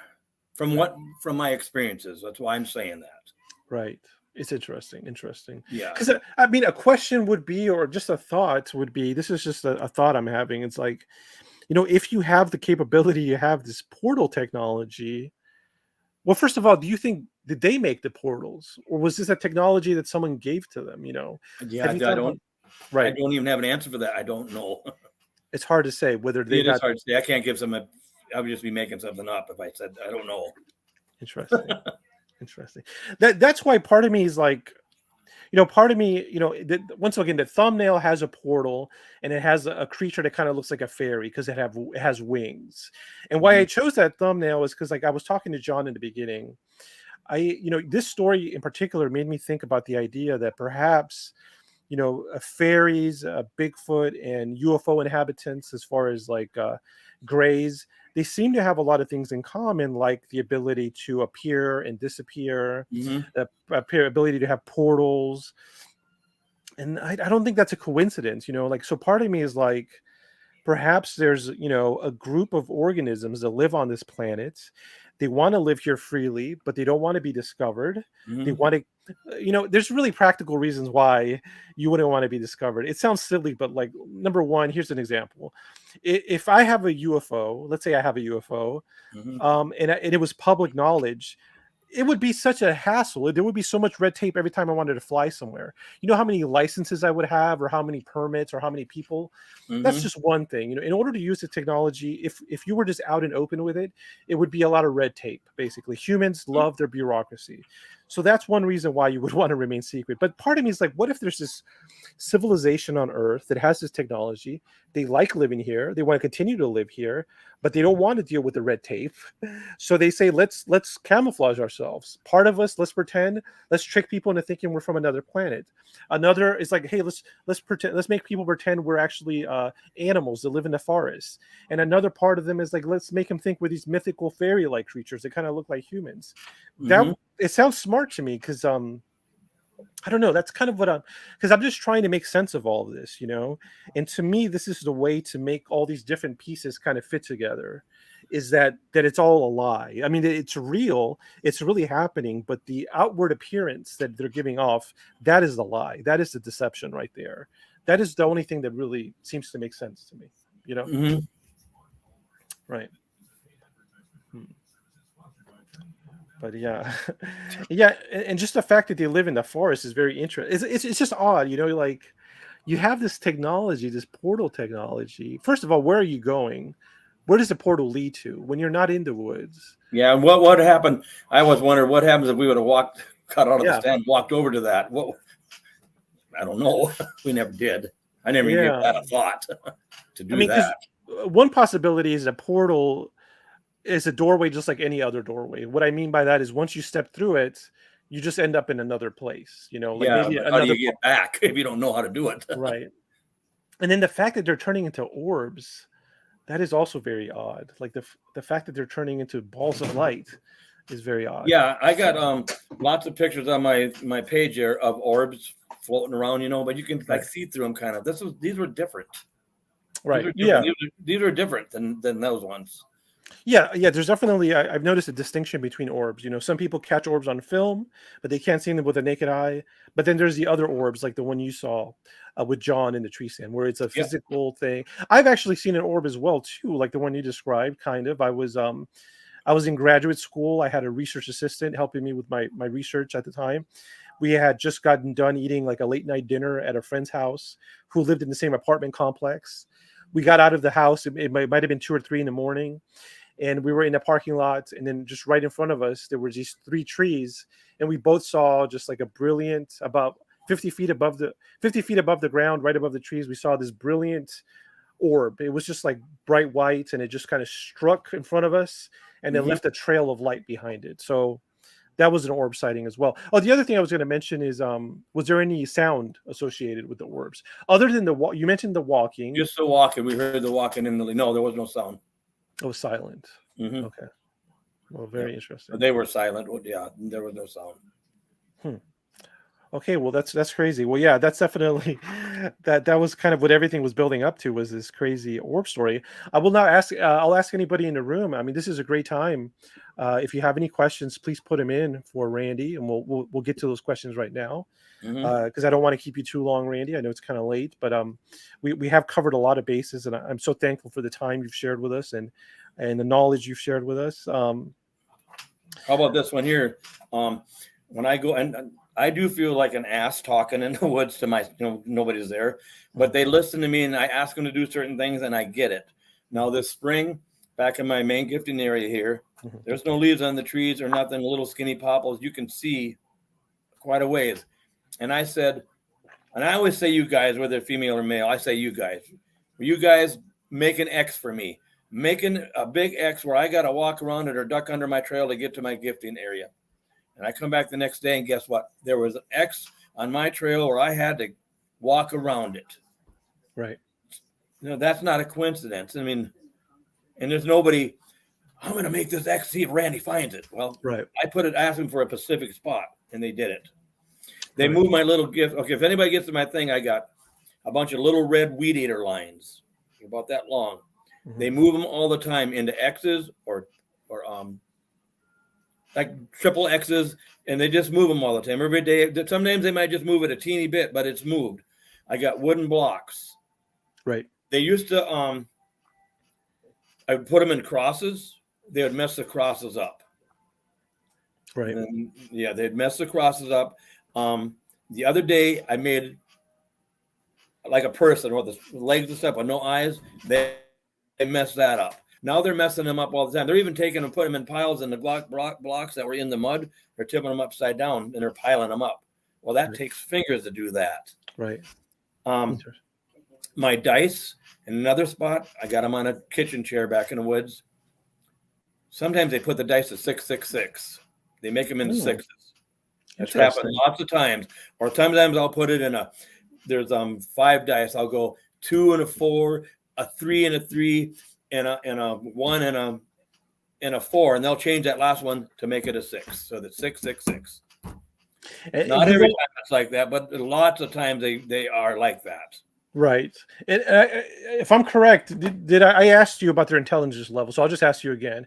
I think I know the answer if I remember, but I asked you, these creatures, do you believe they're less intelligent than humans, as intelligent as humans, or more intelligent than humans? I think they're more advanced for whatever they are, and I don't know what they are. I didn't tell you this too. I got 2 pennies and a dime in another chair in my same area back here. And the other day, they took 1 penny and put it upside down on top of the other penny. Okay. So I put them again in a little design. And I come back yesterday. They must have moved that dime or touched it because one side of the dime is all tarnished. What would make it tarnished like that? And it was perfectly new looking dime. Right. Wow. It's tarnished. Right. Now, when I went back tonight, they took the dime and they turned it upside down. Right. And that takes fingers because it's in a cloth chair. You got to grab it. And they uprooted a tree 2 days ago. And they put one of the good peanut butter caps, a yellow one, on the tree that's been uprooted. Now, I've been asking for signs and stuff, so maybe that's close to my gifting area. There was no storms or nothing. It's a tree with green leaves on it still, about that big around, a big one, not some little thing. Right. So, I mean, that's strange to me. I'm not saying it's a Sasquatch, but there was no storm, so why would it be tipped over? No, that is strange. Bobby says, as far as the dime, he says, I think the dime got electronically shocked somehow. It looked like a burn. I guess you saw the photograph. Yeah, it does. And what about my camera? When I first started, the only camera that's ever gotten lots of, this is a good thing here. My only camera that when I was using them all the time that ever got, are you there? Yeah, I'm still here. Okay. The only camera that's ever got lots of stuff on it and fingerprints and white stuff was a Cuddleback. That's the brand. Black Flash. Or no flash, but they called Black Flash. That camera is always twisted and there's always white fingerprints on it that don't come off. And now the camera doesn't even work. They must have done something to it. It doesn't work. Interesting. You still want me to go into my stories about the venison meat and all that stuff back in the woods and yeah, all that sure. stuff? You do? Yeah, please. Yeah, please go ahead. Yeah. Okay. I know this year I've got a bunch of freezer burnt venison. So I put one camera like this here and one camera this way. The venison's down on the ground and the apples and stuff. And I got a picture of a hand, a juvenile hand, reaching around the tree. And Doug Hychek wanted me to, but no pictures. No pictures in this camera and no pictures in this camera what took all the food. Right. And there should be. But anyways, Doug Hychek wanted me to go back there and try to see if we can see how big the hand is and stuff, recreate it and all that. And I had Brian Glenn with me that has seen the Sasquatch here, and then Tanner, Terry's son. And I said, you guys always stay behind the tree. Don't ever go in front of that camera because I'm the only one that's going to do that. He's bald and he's got white beard. Tanner's got reddish hair. They both had hats on. I had a hat on. Well, I'm laying down in front of the camera trying to recreate it, and I'm getting my body in it. So I did it wrong. I should have been behind the tree going like this because you can see the blood down here where the venison was. But anyways, I bring my computer back there, and as I'm taking the SD card out for like the third time to put it in my computer, look at my pictures, Brian Glenn gets like the infrasound thing. That's what he says. He gets real sick all of a sudden. Nothing I can do about it, so I continue what I'm doing. And there is a half a body of a Sasquatch on my SD card right then and there when we're there. Like 5 feet from it, we're there. Right. Our eyes didn't see it. Only the camera picked it up. Right. We didn't hear it. We didn't see it. But he had that really weird happening to him. And then it was all that was probably gone. He got better again. All of a sudden, it was all good. Right. So that seems to indicate the thought that I think Bobby gets scared by this thought, and it is a scary thought. But the thought that they're probably, because they can be invisible, probably a lot of times if you're in an area with Bigfoot, they could be right next to you. They are right next to me, because last year I'm taking another group back there and cut up with the native guys, and I'm ahead of them. I walk fast. I'm ahead of them in the woods, and all of a sudden, about that big around, and no wind or no storm, a tree pushes over right in front of me. Poof, right in front of me. I almost hit my nose. Now, why would that just do that? Right. He must have did that purposely, but I mean, it was close to me. I said, "Oh my God, you guys, look at the tree just fell over in front of me." It startled me. Right. This year, I did the same thing. I did it twice. I'll tell you the second story. I went back there, put a bunch of venison down, had the cuttleback camera this way. I had the other camera, a new Browning one, facing this way. So they're facing each other. The meat's in the middle, apples and peanut butter. I said, "Okay, you guys, here's what I want you to do. On this cuttleback camera, this one facing right here, I do not want a picture of it on here. I don't want any picture on here of me, of nothing. On the other camera, I want pictures on there, but I want you to do your magic and take all the food and all that, but I don't want no pictures of you. None." And I said, "I want this camera, this one that's facing me, I want this one twisted." So I let it go for 2 or 3 days. I go back there. Guess what? This camera here is twisted, and there's not a picture on it. 0 pictures on it, but the batteries are still good. This camera over here has got a picture of deer, bear going through there, but the food's already gone. And then there's 2 days of no pictures at all. There's not one picture of what took all the food. And then the camera works again, because when I went and picked the camera up, I'm on there. So Right. they're listening to me. They did exactly what I asked for. Now, I have a silly idea, and I just want to run it by you and see what you think. But Yep. and perhaps they're listening right now. I mean, perhaps they're listening now. Yeah. But I was wondering, maybe if you could ask them right now, before the show is over, you could ask them to do something on the show, maybe make a sound or something. Hey, you guys, I don't know if you're here or not, but can you make some kind of sound for me? Let me know you like what I've been doing, all the gifting I'm doing for you. And lately I haven't got an X from you, an X stick from you, or a Y stick from you. I need one of them again. Just see what happens. I've got over 40 deer skulls they've given to me. They even put deer skulls on my porch. I didn't tell you that either. I got them out, and Terry made me move them. They were in the yard. She got tired of looking at them. So they're up on one of my snowmobiles. Yeah, that's what I was going to ask you. I was meaning to get along to that. Is receiving gifts in return. So you mentioned you received a lot of deer skulls. Yep.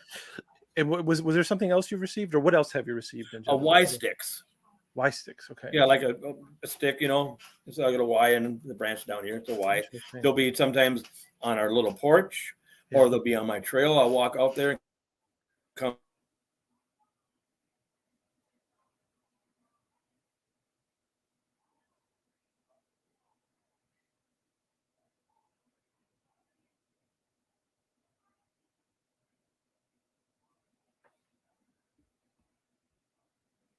Okay, well, Randy froze. Let's see. Can you guys hear me? It looks like Randy froze, but perhaps both of us froze. Let's see. Yeah, well, there it is. Yeah, guys, let me know if you could hear me still. Let me know if you can't hear anything. I don't know. It's hard. If you can't hear me, then what's going on? Let's see.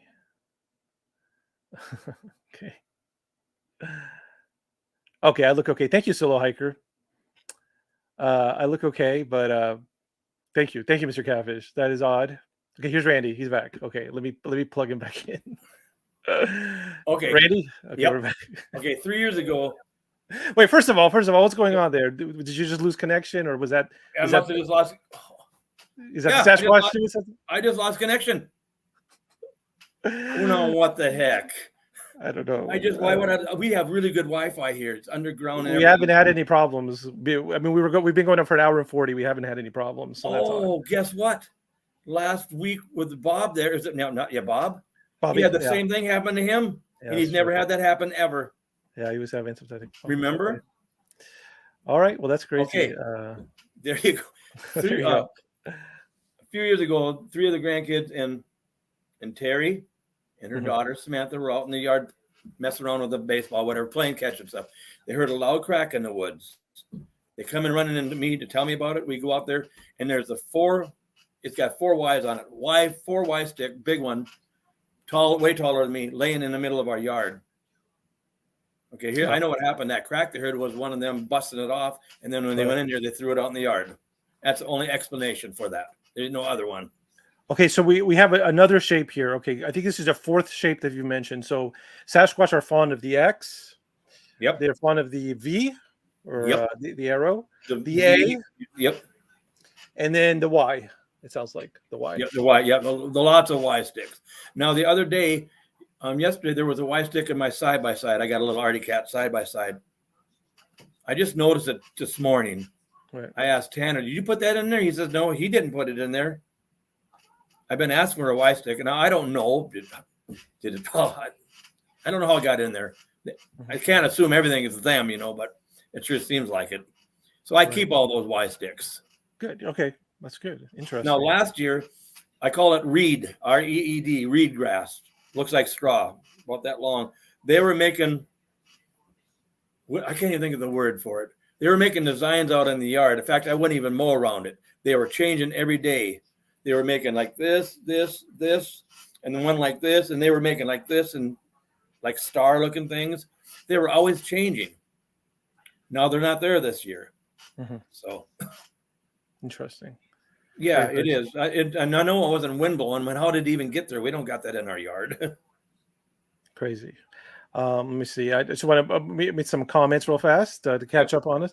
Bobby said, yeah, that happened last week. Yeah, so we were, you mentioned it already, Randy, but we were having some technical difficulties during our thing. And then Solo Hiker, thank you for being here. Please subscribe. He says he's fond of the V and the Y. Good. A lot of us are. Bobby says, do they serve lunch? As far as the Bigfoot. Okay, well, very cool. Okay. Interesting. Okay. Here's why I know they like V's, because out in the power line poles, one of them, there's 4 V's scratched into it. And then one of them is a V and an X. Mm-hmm. Okay. Back in the woods, back in the state land, there is about that big around, a dead stick up like this here, and there's a V scratched into it. And then the sticks where I laid the venison on, they changed them into V's when I had them like this. Right. So I could lay the frozen hamburger in the middle there because it kept rolling off. When I come back, they were like this. Right. V, V, V. They did that. Right. And nobody even, I don't even talk to the neighbors about my stuff around here. Nobody even knows where my gifting areas are at. Unless I would, like you come to my house, I take you to it. That's fine like that. But nobody knows. Nobody's, like I said before, I'm going to go on Randy and make this extra and see if he finds it. That is not happening. Right. And everybody around here, they're like farmers. They respect everybody. Nobody trespasses. We don't have that. I was curious about getting hair because, okay, you mentioned you have hair. Yeah. I mentioned I'd like to test hair with a scanning electron microscope because the shape of hair is, I mean, if you magnify a strand of hair 3,000 times, you could tell if it's a possum hair, a bear hair, a human hair. But you had, when I mentioned this on Bobby's podcast, everybody please subscribe to Bobby so you can watch that episode when it comes out. But you mentioned that it would be hard to tell which hair is a Bigfoot. But you did also mention that the hair you have that might be Bigfoot is kind of long. Anyway, this is just the idea is that I used to work as an animal trapper, so people would call us and they would have some animal living in the attic, like a possum. And what I would do to find out, if I want to find out what animal it is, because there's different types of things they like, is I would get some duct tape and I would put the duct tape all over the entrance of the house. So they would have to walk through the duct tape and their hair would get stuck there. That's where I'm going with this. Okay, so this is a really rough idea, but what if you started giving Bigfoot the peanut butter, but you started putting it in a box, just a regular box on the tree, so they'd have to reach in the box. At first you do that, right? Let's see how that goes. And then if that goes well, you kind of like line the entrance with duct tape. So they'd have to reach their hand through the hole, through the duct tape to get the peanut butter. That way, any hair that gets stuck, we would. Yeah, that's a good idea. That's a good idea. Okay. So that's something. Because there's certain things that they seem not to mind giving us. Right. because there's things they do mind. They don't want to be on video. They're very shy on a photograph, but they don't seem to care that much about their footprints. They're like, yeah, you could have it. I will leave my footprints. And the hair thing, okay, and the structures they leave, the V's, they don't mind that. And they don't seem to mind the hair, because I mean, people will say they find strands of hair. They don't seem to be like, cleaning the area thoroughly to see if there's any hair. So that's why I'm thinking maybe they don't mind the hair. That's something they wouldn't mind. So that's a good idea. I never thought about doing it that way. So yeah, so like I said, just thinking about it, that you want to acclimate them to it. So the first thing I would do is just get a cardboard box with a hole on top and put the peanut butter in there. See how that goes. That's step one. If it goes well, then you just cover the top. The top of the box is open. You just cover it with duct tape, sticky side up. Yep. I guess you could do sticky side down. It doesn't matter. But I can do double-sided tape too. Double-sided tape. I usually use duct tape because it's strong. And then the idea is they would just have to reach in to get the peanut butter and pull it out. But I would love to hear that. If you want to follow up on that, I would love to work with you on that. When I design an experiment, I always try to do it. My experiments are always cheap and easy. I don't like expensive, complicated experiments, but I'd be curious about that. And then the next step would be you send me some of the strands and I scanning electron microscopy them and I make that public and I give them to you. Yeah. Yeah. And then I've got some tree breaks. I climbed up with a ladder and I found some hair and fat in the hair. Oh, right. Like that. Yeah, I did. And I've had it for a couple of years, but it's always been in the freezer. And now Doug Hychek, he told me how I should do it. And you'll see if he's right. Take a tweezers, sterilize it, and never touch it, and get it like that there and put it in the envelope. That's how I've been doing it. I must have to use some or can I touch it with my hand? Well, if you're going to send it to me, then you don't have to be that careful, because all I'm going to do is what I want to do. I've got 30 some envelopes of hair right now. The only thing is, I know deer hair and I know bear hair, but maybe I'll send you one and it's just a deer. Right. Envelope of hair. You had mentioned that before. That's why I think this box, the duct tape peanut butter box experiment, would give us a more confidence that it's actually a Bigfoot hair. I do got some really long red hair like this here. Okay. That I really would like to know about. It's been in the fence on the top strand. Okay. Now, the farmer here, he's got black beef in the 120 acres that he fenced. It's cows aren't out there all the time. I don't think does cow tails. But he's got black cows. He don't have red cows. So how would long red hair get into the fence?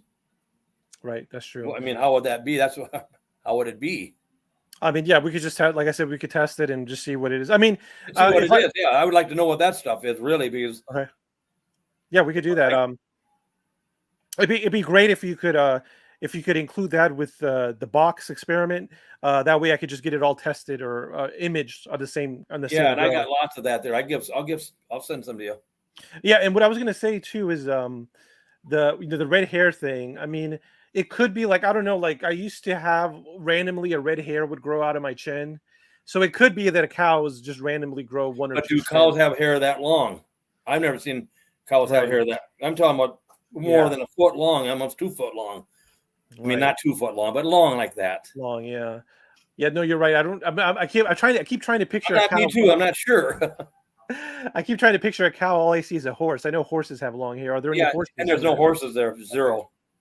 Interesting. Okay. What else was I ask you about the hair? Oh, so that long hair, what part of the body would it come from, the Bigfoot, do you think? Any part of its body? Its head? Any part. Like even the face down here was long. This stuff was long when I've seen them. Okay. Oh, I got something else to tell you. I better tell this one here. Not last year, year before, Terry had to go up there and help paint her daughter's one of the rooms up there. I had Bristow's 10 years old. Madison is 5. She said, "Don't take those kids out to the woods." No, and I call it the woods all the time. I said, "No, I won't." But after about an hour, I said, "Hey, let's just walk down the power line, the high line there." So we did, and we're getting almost down to the end of our 40 acres, which is a quarter mile, like I said. And on the next thing, I see about 4 feet from one of the power line poles, something huge. And I said to myself, first, I don't remember a tree there. Oh, and there's no tree. And the power line, they cleared them years ago. But on our power lines, there's a black plastic wrap about that long, and that's so raccoons can't 10 feet up, so they can't crawl past that and chew on the wires. And This thing was 4 feet away, and it was top of its head was even with that. It was 10 feet tall. And I get 100 yards from it, and it's a Sasquatch, and I know it is. I'm looking at it, and I just, like a dummy again, I turned around and said, "Hey, girls, get up by me right away." And when I did, turned around, it was gone. I didn't realize Bristol was watching it too, and she says, "Grandpa, I just seen a tall, hairy black giant walk in the woods." And she had never seen nothing about no Patterson Gimlin film or all that. And I asked her to walk. How did it walk? When we got back to the house, and it did its arms back and forth. So she's seen it. This last winter in December, we had snow on the ground. I'm walking on the High Line again, and there it is again. I think it's the same one, standing down there by that power line pole. And I swear I'm not going to take my eyes off it this time, and I didn't. Try to get my phone out. I'm going to try to videotape it as I'm watching it, get the video camera on. When I got home, all I got was the grass and the snow and stuff. I just had it down. I thought I had it up. Yeah. Guess what? Here's what it did on me. Poof, disappeared right in front of my eyes. It didn't walk off. Poof, it's gone. Well, just blinked out of existence. Just blinked out. Yeah, it's gone. Yeah, that now, is. When I seen it disappear, I didn't think about walking down there. It's gone, so I didn't go down there. Right. What I was doing is, I was walking to my gifting area, which I walk down the power line every day to get to my gifting area. That's how I do it. Right. Okay. Well, I have a lot to say about that. Let me just catch up on comments real fast. Okay. First of all, Bobby, in mentioning of your podcast, well, first of all, he was very impressed with your interview, Randy. So the first interview he's going to release is yours, actually. Okay. So he says he's going to try to release that next Thursday, but I've got several paranormal shows already on there. Okay, so you could go ahead and catch up before you see Randy's interview next Thursday, and I'm on there as well. And then as far as red-haired cows, Bobby says those big Scottish cows have red. And then Solo Hiker, once again, thank you for being here, Solo Hiker. Please subscribe. It says a heritage breed, I think. And then Iowax, our musician. Let us know if this is an original Iowax or if it's a different artist. He says, time eats everything we build, but this hell will be forever you. Could never kill the devil. You're not even on his level. Very cool. Just a little bit of poetry. Oh, okay. Yeah, I know those red cows. I just know that he's got beef Angus, black Angus cows. They didn't know he don't have any red ones. Yeah, it's all black. Okay. What I was going to mention is so this ability to go into a portal, to become an orb, and to become invisible at will. Okay, those seem to be the really interesting adaptations. I think if I had to think about it as a biologist, if there was a hairy ape-like creature in the woods, would these adaptations benefit it? Yes, obviously they would. Every adaptation out there that an animal has, the reason why it has these adaptations like super hearing, super smell, super vision, muscles, camouflage, it's all to increase an animal's fitness. Now, fitness, it means something different than what non-scientists think of, okay? So in biology, fitness is a number. Fitness is simply the amount of healthy children you have that can also produce children that are sterile, that are not sterile. Okay, so as an example, if a donkey and a horse had a child, it would be a mule, but that mule cannot reproduce. So even though they had one child, their fitness would be 0. Okay, now if there's an insect and it mates with another insect like a praying mantis, and that praying mantis lays eggs, and there's hundreds of little praying mantises that come out, and they're all healthy, then that fitness number is in the hundreds. Okay, so really every animal, all these adaptations, the reason they exist is to increase that fitness number.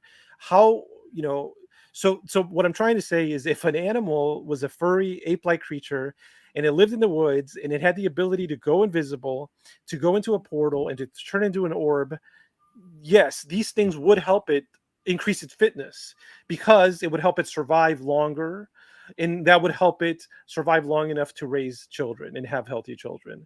So in one sense, in one aspect, they are ridiculous, these things, but they do meet the criteria for an adaptation that an animal would have in the woods, because it would help an animal survive longer, and it would help them have healthy children, which would help it increase its fitness. The real hang up is how bizarre the adaptations are, because they're unlike anything we have recorded right now.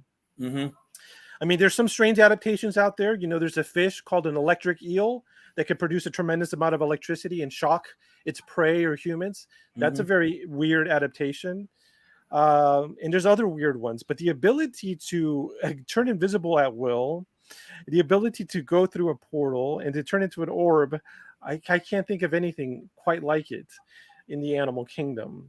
Yeah, and the ability to get me and 4 other guys all turned around back in the woods and see a structure that's not there. Right. The teepee thing that wasn't never there. How Right. did that even happen? I don't think you've told that story. Do you mind telling that one? No. Yeah, Okay. you told it on Bobby, but can you tell that story here? Okay. I had me, Terry Son Tanner, John Badger, and the book writer. That's what I call him. Right. The guy that wrote the book, Mike Quast. And we're walking back in the state land there. But they want to go across the river into the cedar swamp area, which I've never really taken them. There's a lot of stuff back in there. So we're walking, and we're coming back west, and we come to one of the original teepees. It's a really big teepee back there. It's been there for quite a while. And Mike, the book writer, says, "Man, look at that one." I said, "Mike, you know that one. It's always been here." "Oh, yeah," he goes, "That's right." And so we're talking a little bit and drinking some water. And I say, "You guys really want to go? We got to go north now. We got to walk quite a ways to get to the river. We got to cross a beaver dam. It's not going to be easy." "Oh, yeah, they want to." And we walk maybe 50, 60 yards away, and I come across these 2 square holes. They're about, I can't see me. They're about 1.5 feet long and maybe 8 inches deep. 2 of them right together, but there's no trees or nothing blew over there. So I'm wondering, I'm kind of digging around them. Well, I don't know what this is. It's nothing, I guess. So we get up and walk, and I walk quick in the woods, and I'm good. We walk about 200 yards. Now, at the original teepee, it's in December. You can see the fence line. It's good 25 yards away, and you can see this bunch of pine trees another 25 yards away. You can see them really good. So we're getting about 200, 250 yards away, and I'm ahead of those guys, and all of us saying, "Oh, my God, you guys, look at this teepee over here. It's great. I didn't even know this one was ever here." And I can walk those woods at nighttime and get you to the river and all that. I did not know that was here. I'm all excited about it. They get there. They're excited about it. Mike is inside the teepee, and we're taking pictures of them walking around it, and I'm videotaping it and all that. And I say, "You guys sure now?" We get all done with that excitement. "You want to go? We got to still walk farther." John said, "No, let's just go back." Now, remember, at the original teepee, we're only 25 yards or even closer to the pine trees and the fence line. So they say after the new teepee we're looking at, all excited, "Now let's go back." So we have to walk quite a ways to get to those pine trees, because those pine trees are right on the edge of the fence line where we got to go. So we get there. We get home after that. Those guys all leave. I'm looking at my my videotape of the new teepee, and guess what? We were never at no new teepee, because I can see the fence line and the pine trees. We were at the old teepee. Right. Interesting.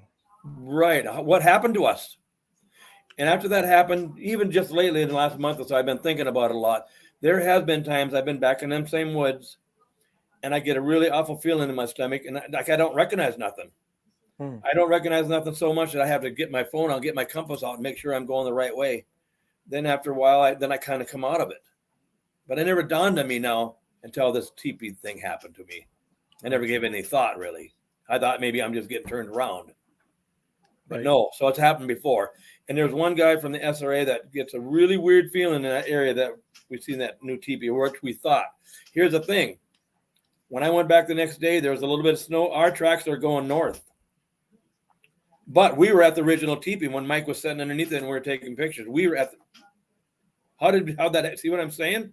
Right. Well, when we left, they wanted to go back home. We had to walk a long ways to get to that evergreens and stuff. Right. It's almost like I got to have you there and replay it with you. You'll see what I'm talking about. It's what happened to us. Right. Okay. Very, very cool. Yeah. We'll walk through that one. I want to dissect that one too. Let's see. We have well, before we get to that, Bobby says the square holes has to be significant. Remember the invisible Enterprise imprints from Voyager home? I don't remember that, Bobby, but you can tell us about it. They couldn't have just appeared. Is there another entity or craft or machine there? Well, yeah, it seems like there might be some kind of other entity because of the ice cream piss encounter. Mm-hmm.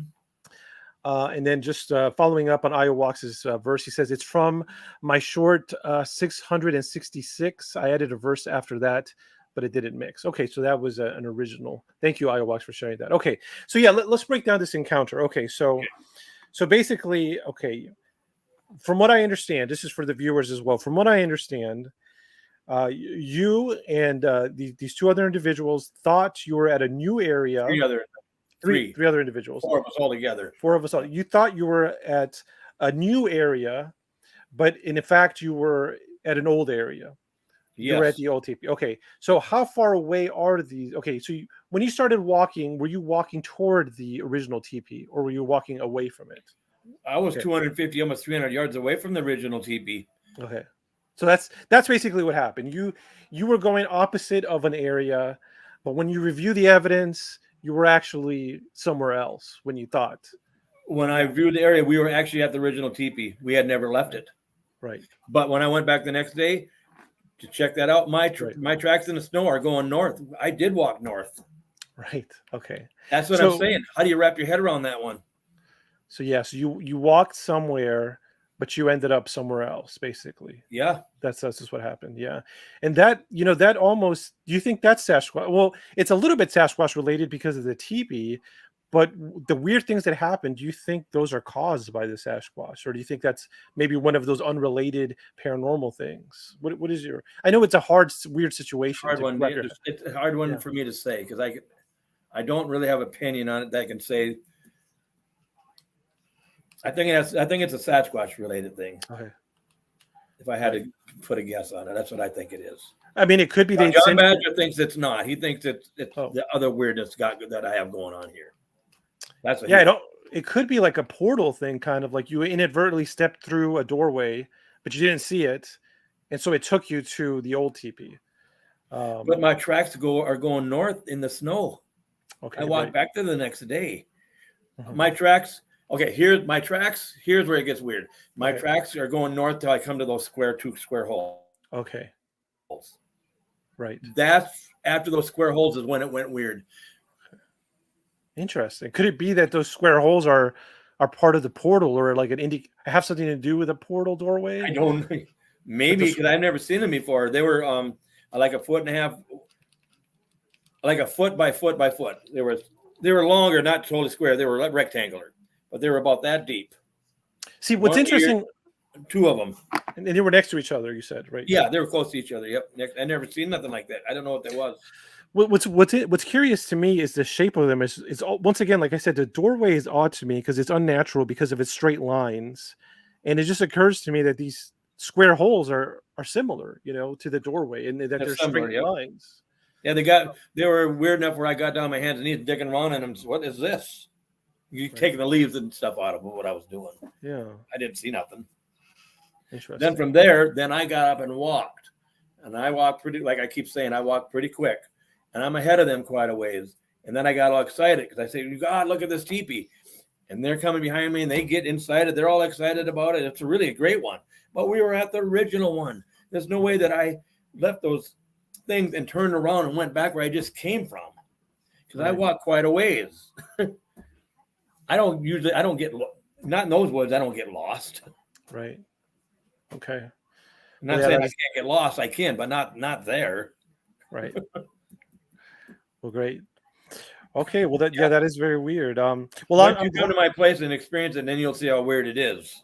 I've been wanting to go to a paranormal hotspot. Yeah, definitely.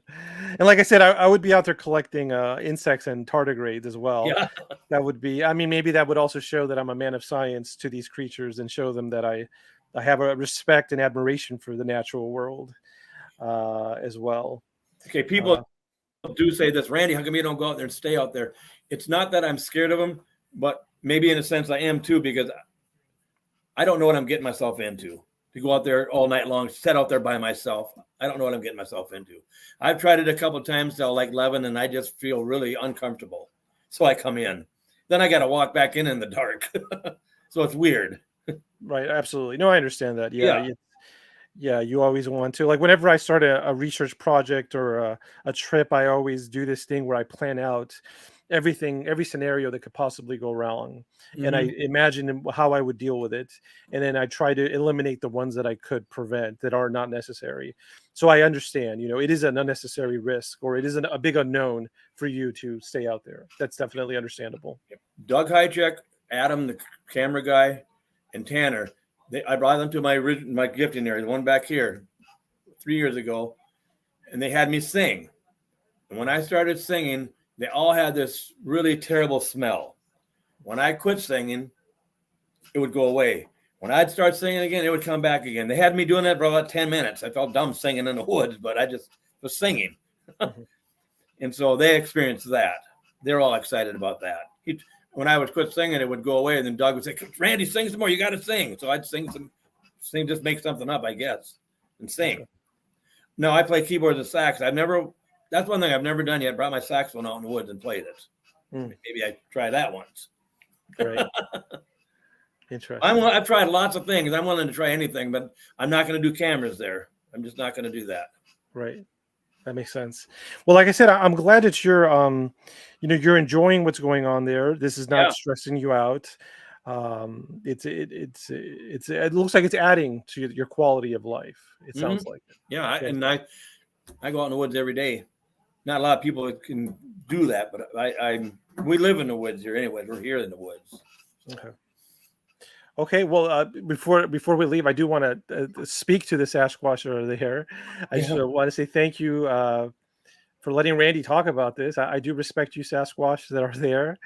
I would like to visit sometime. I hope that's okay with you guys. And I'll just put it out there. I've heard that some Sasquatch can travel large distances. So if you want to visit me here in Texas and leave some signs, it's okay with me. If you want to do that, I'm just putting it out there, guys. But yeah, thank you so much, Randy. I think we've covered a lot of material, and I don't want to keep you too long. I got one question to ask you. Go ahead. Okay, you had me ask them to make some kind of sign, and I did all that, and all of a sudden I go blank here. Is that a coincidence? What's your really take on that? Because I think it's really weird. I don't think it's... No, yeah, I think most of us were. Most of us were kind of, here's a solo hiker. Wow. Yeah.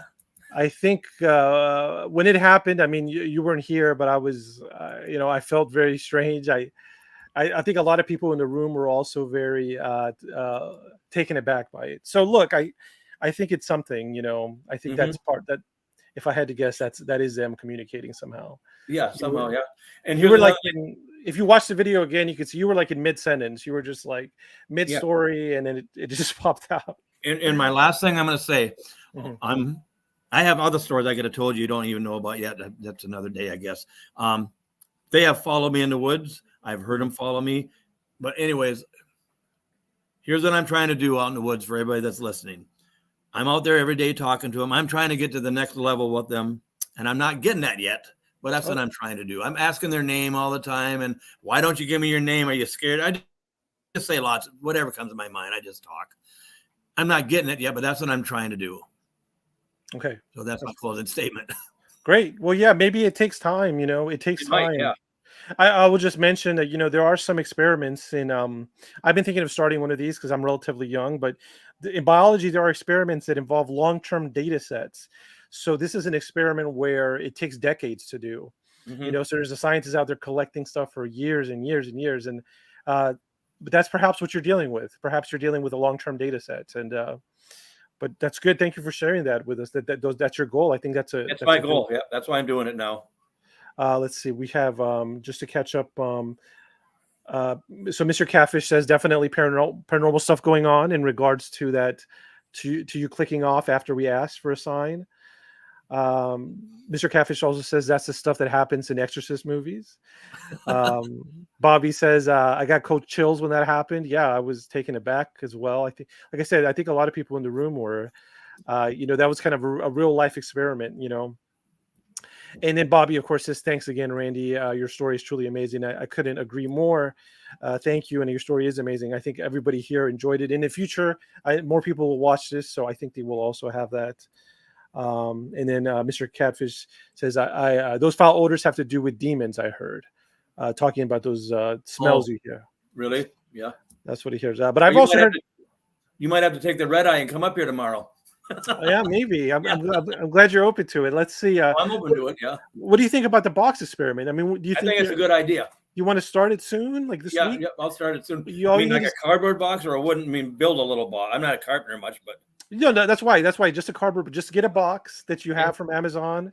Yeah. Make it so that a peanut butter fits in it and the top is open. Put it up there with no tape or nothing. Just put the peanut butter in there. And you mean first, like pound it to the tree, keep it hanging on the tree, or right on the ground. Well, I guess on the ground, because they take peanut butter from the ground, right? They do. I usually put it up in the tree too, and then one on the ground. They haven't been taking the tree ones; they've been taking the ground ones. Now I got them on like 4 rocks just sitting there. Okay, so then I would do that on the ground then. But I'm saying, on the ground. If the ground doesn't work, then you could, just put the screws on the tree, like you said, and set the box on top of it. They might have to be longer screws. But yeah, no. First, just try it on the ground. Put just a regular cardboard box that fits the peanut butter. Maybe try to make it kind of deep, so they really kind of have to reach in there. Mm-hmm. And if that goes well, that's the first step. Then you just add the tape, and then that's it. I'll do it tomorrow. I'll get some kind of box or something. I'll find one. Okay, that's great. I'll look at your page for updates, and then you could also email me for those updates. Sure. So great. We did a little on-air experiment where we seemed to get some results when we communicated with them, and now we're going to start another experiment tomorrow. So we're making some good progress. Okay, and Mr. Catfish says he ain't going out there, so that's pretty smart. Yeah. And then I appreciate your respect for Bigfoot. Thank you. Yeah, Randy. I like your attitude with Bigfoot. Mm-hmm. Mr. Catfish says I have to be at church Sunday. I ain't going. Okay. Well, yeah. Well, thank you once again, Randy. Thank you everybody for watching this live. Thanks a lot. And if you have any questions, post them in the comments. I reply to every comment, and I will get it to Randy. Please subscribe to his Facebook group. The link is in the description. But once again, thank you, Sasquatch, that live there with Randy. And thank you, Randy, so much for thanks a lot. Mm-hmm. Have a good night, everybody. And good night, Randy. Yep, bye. Bye.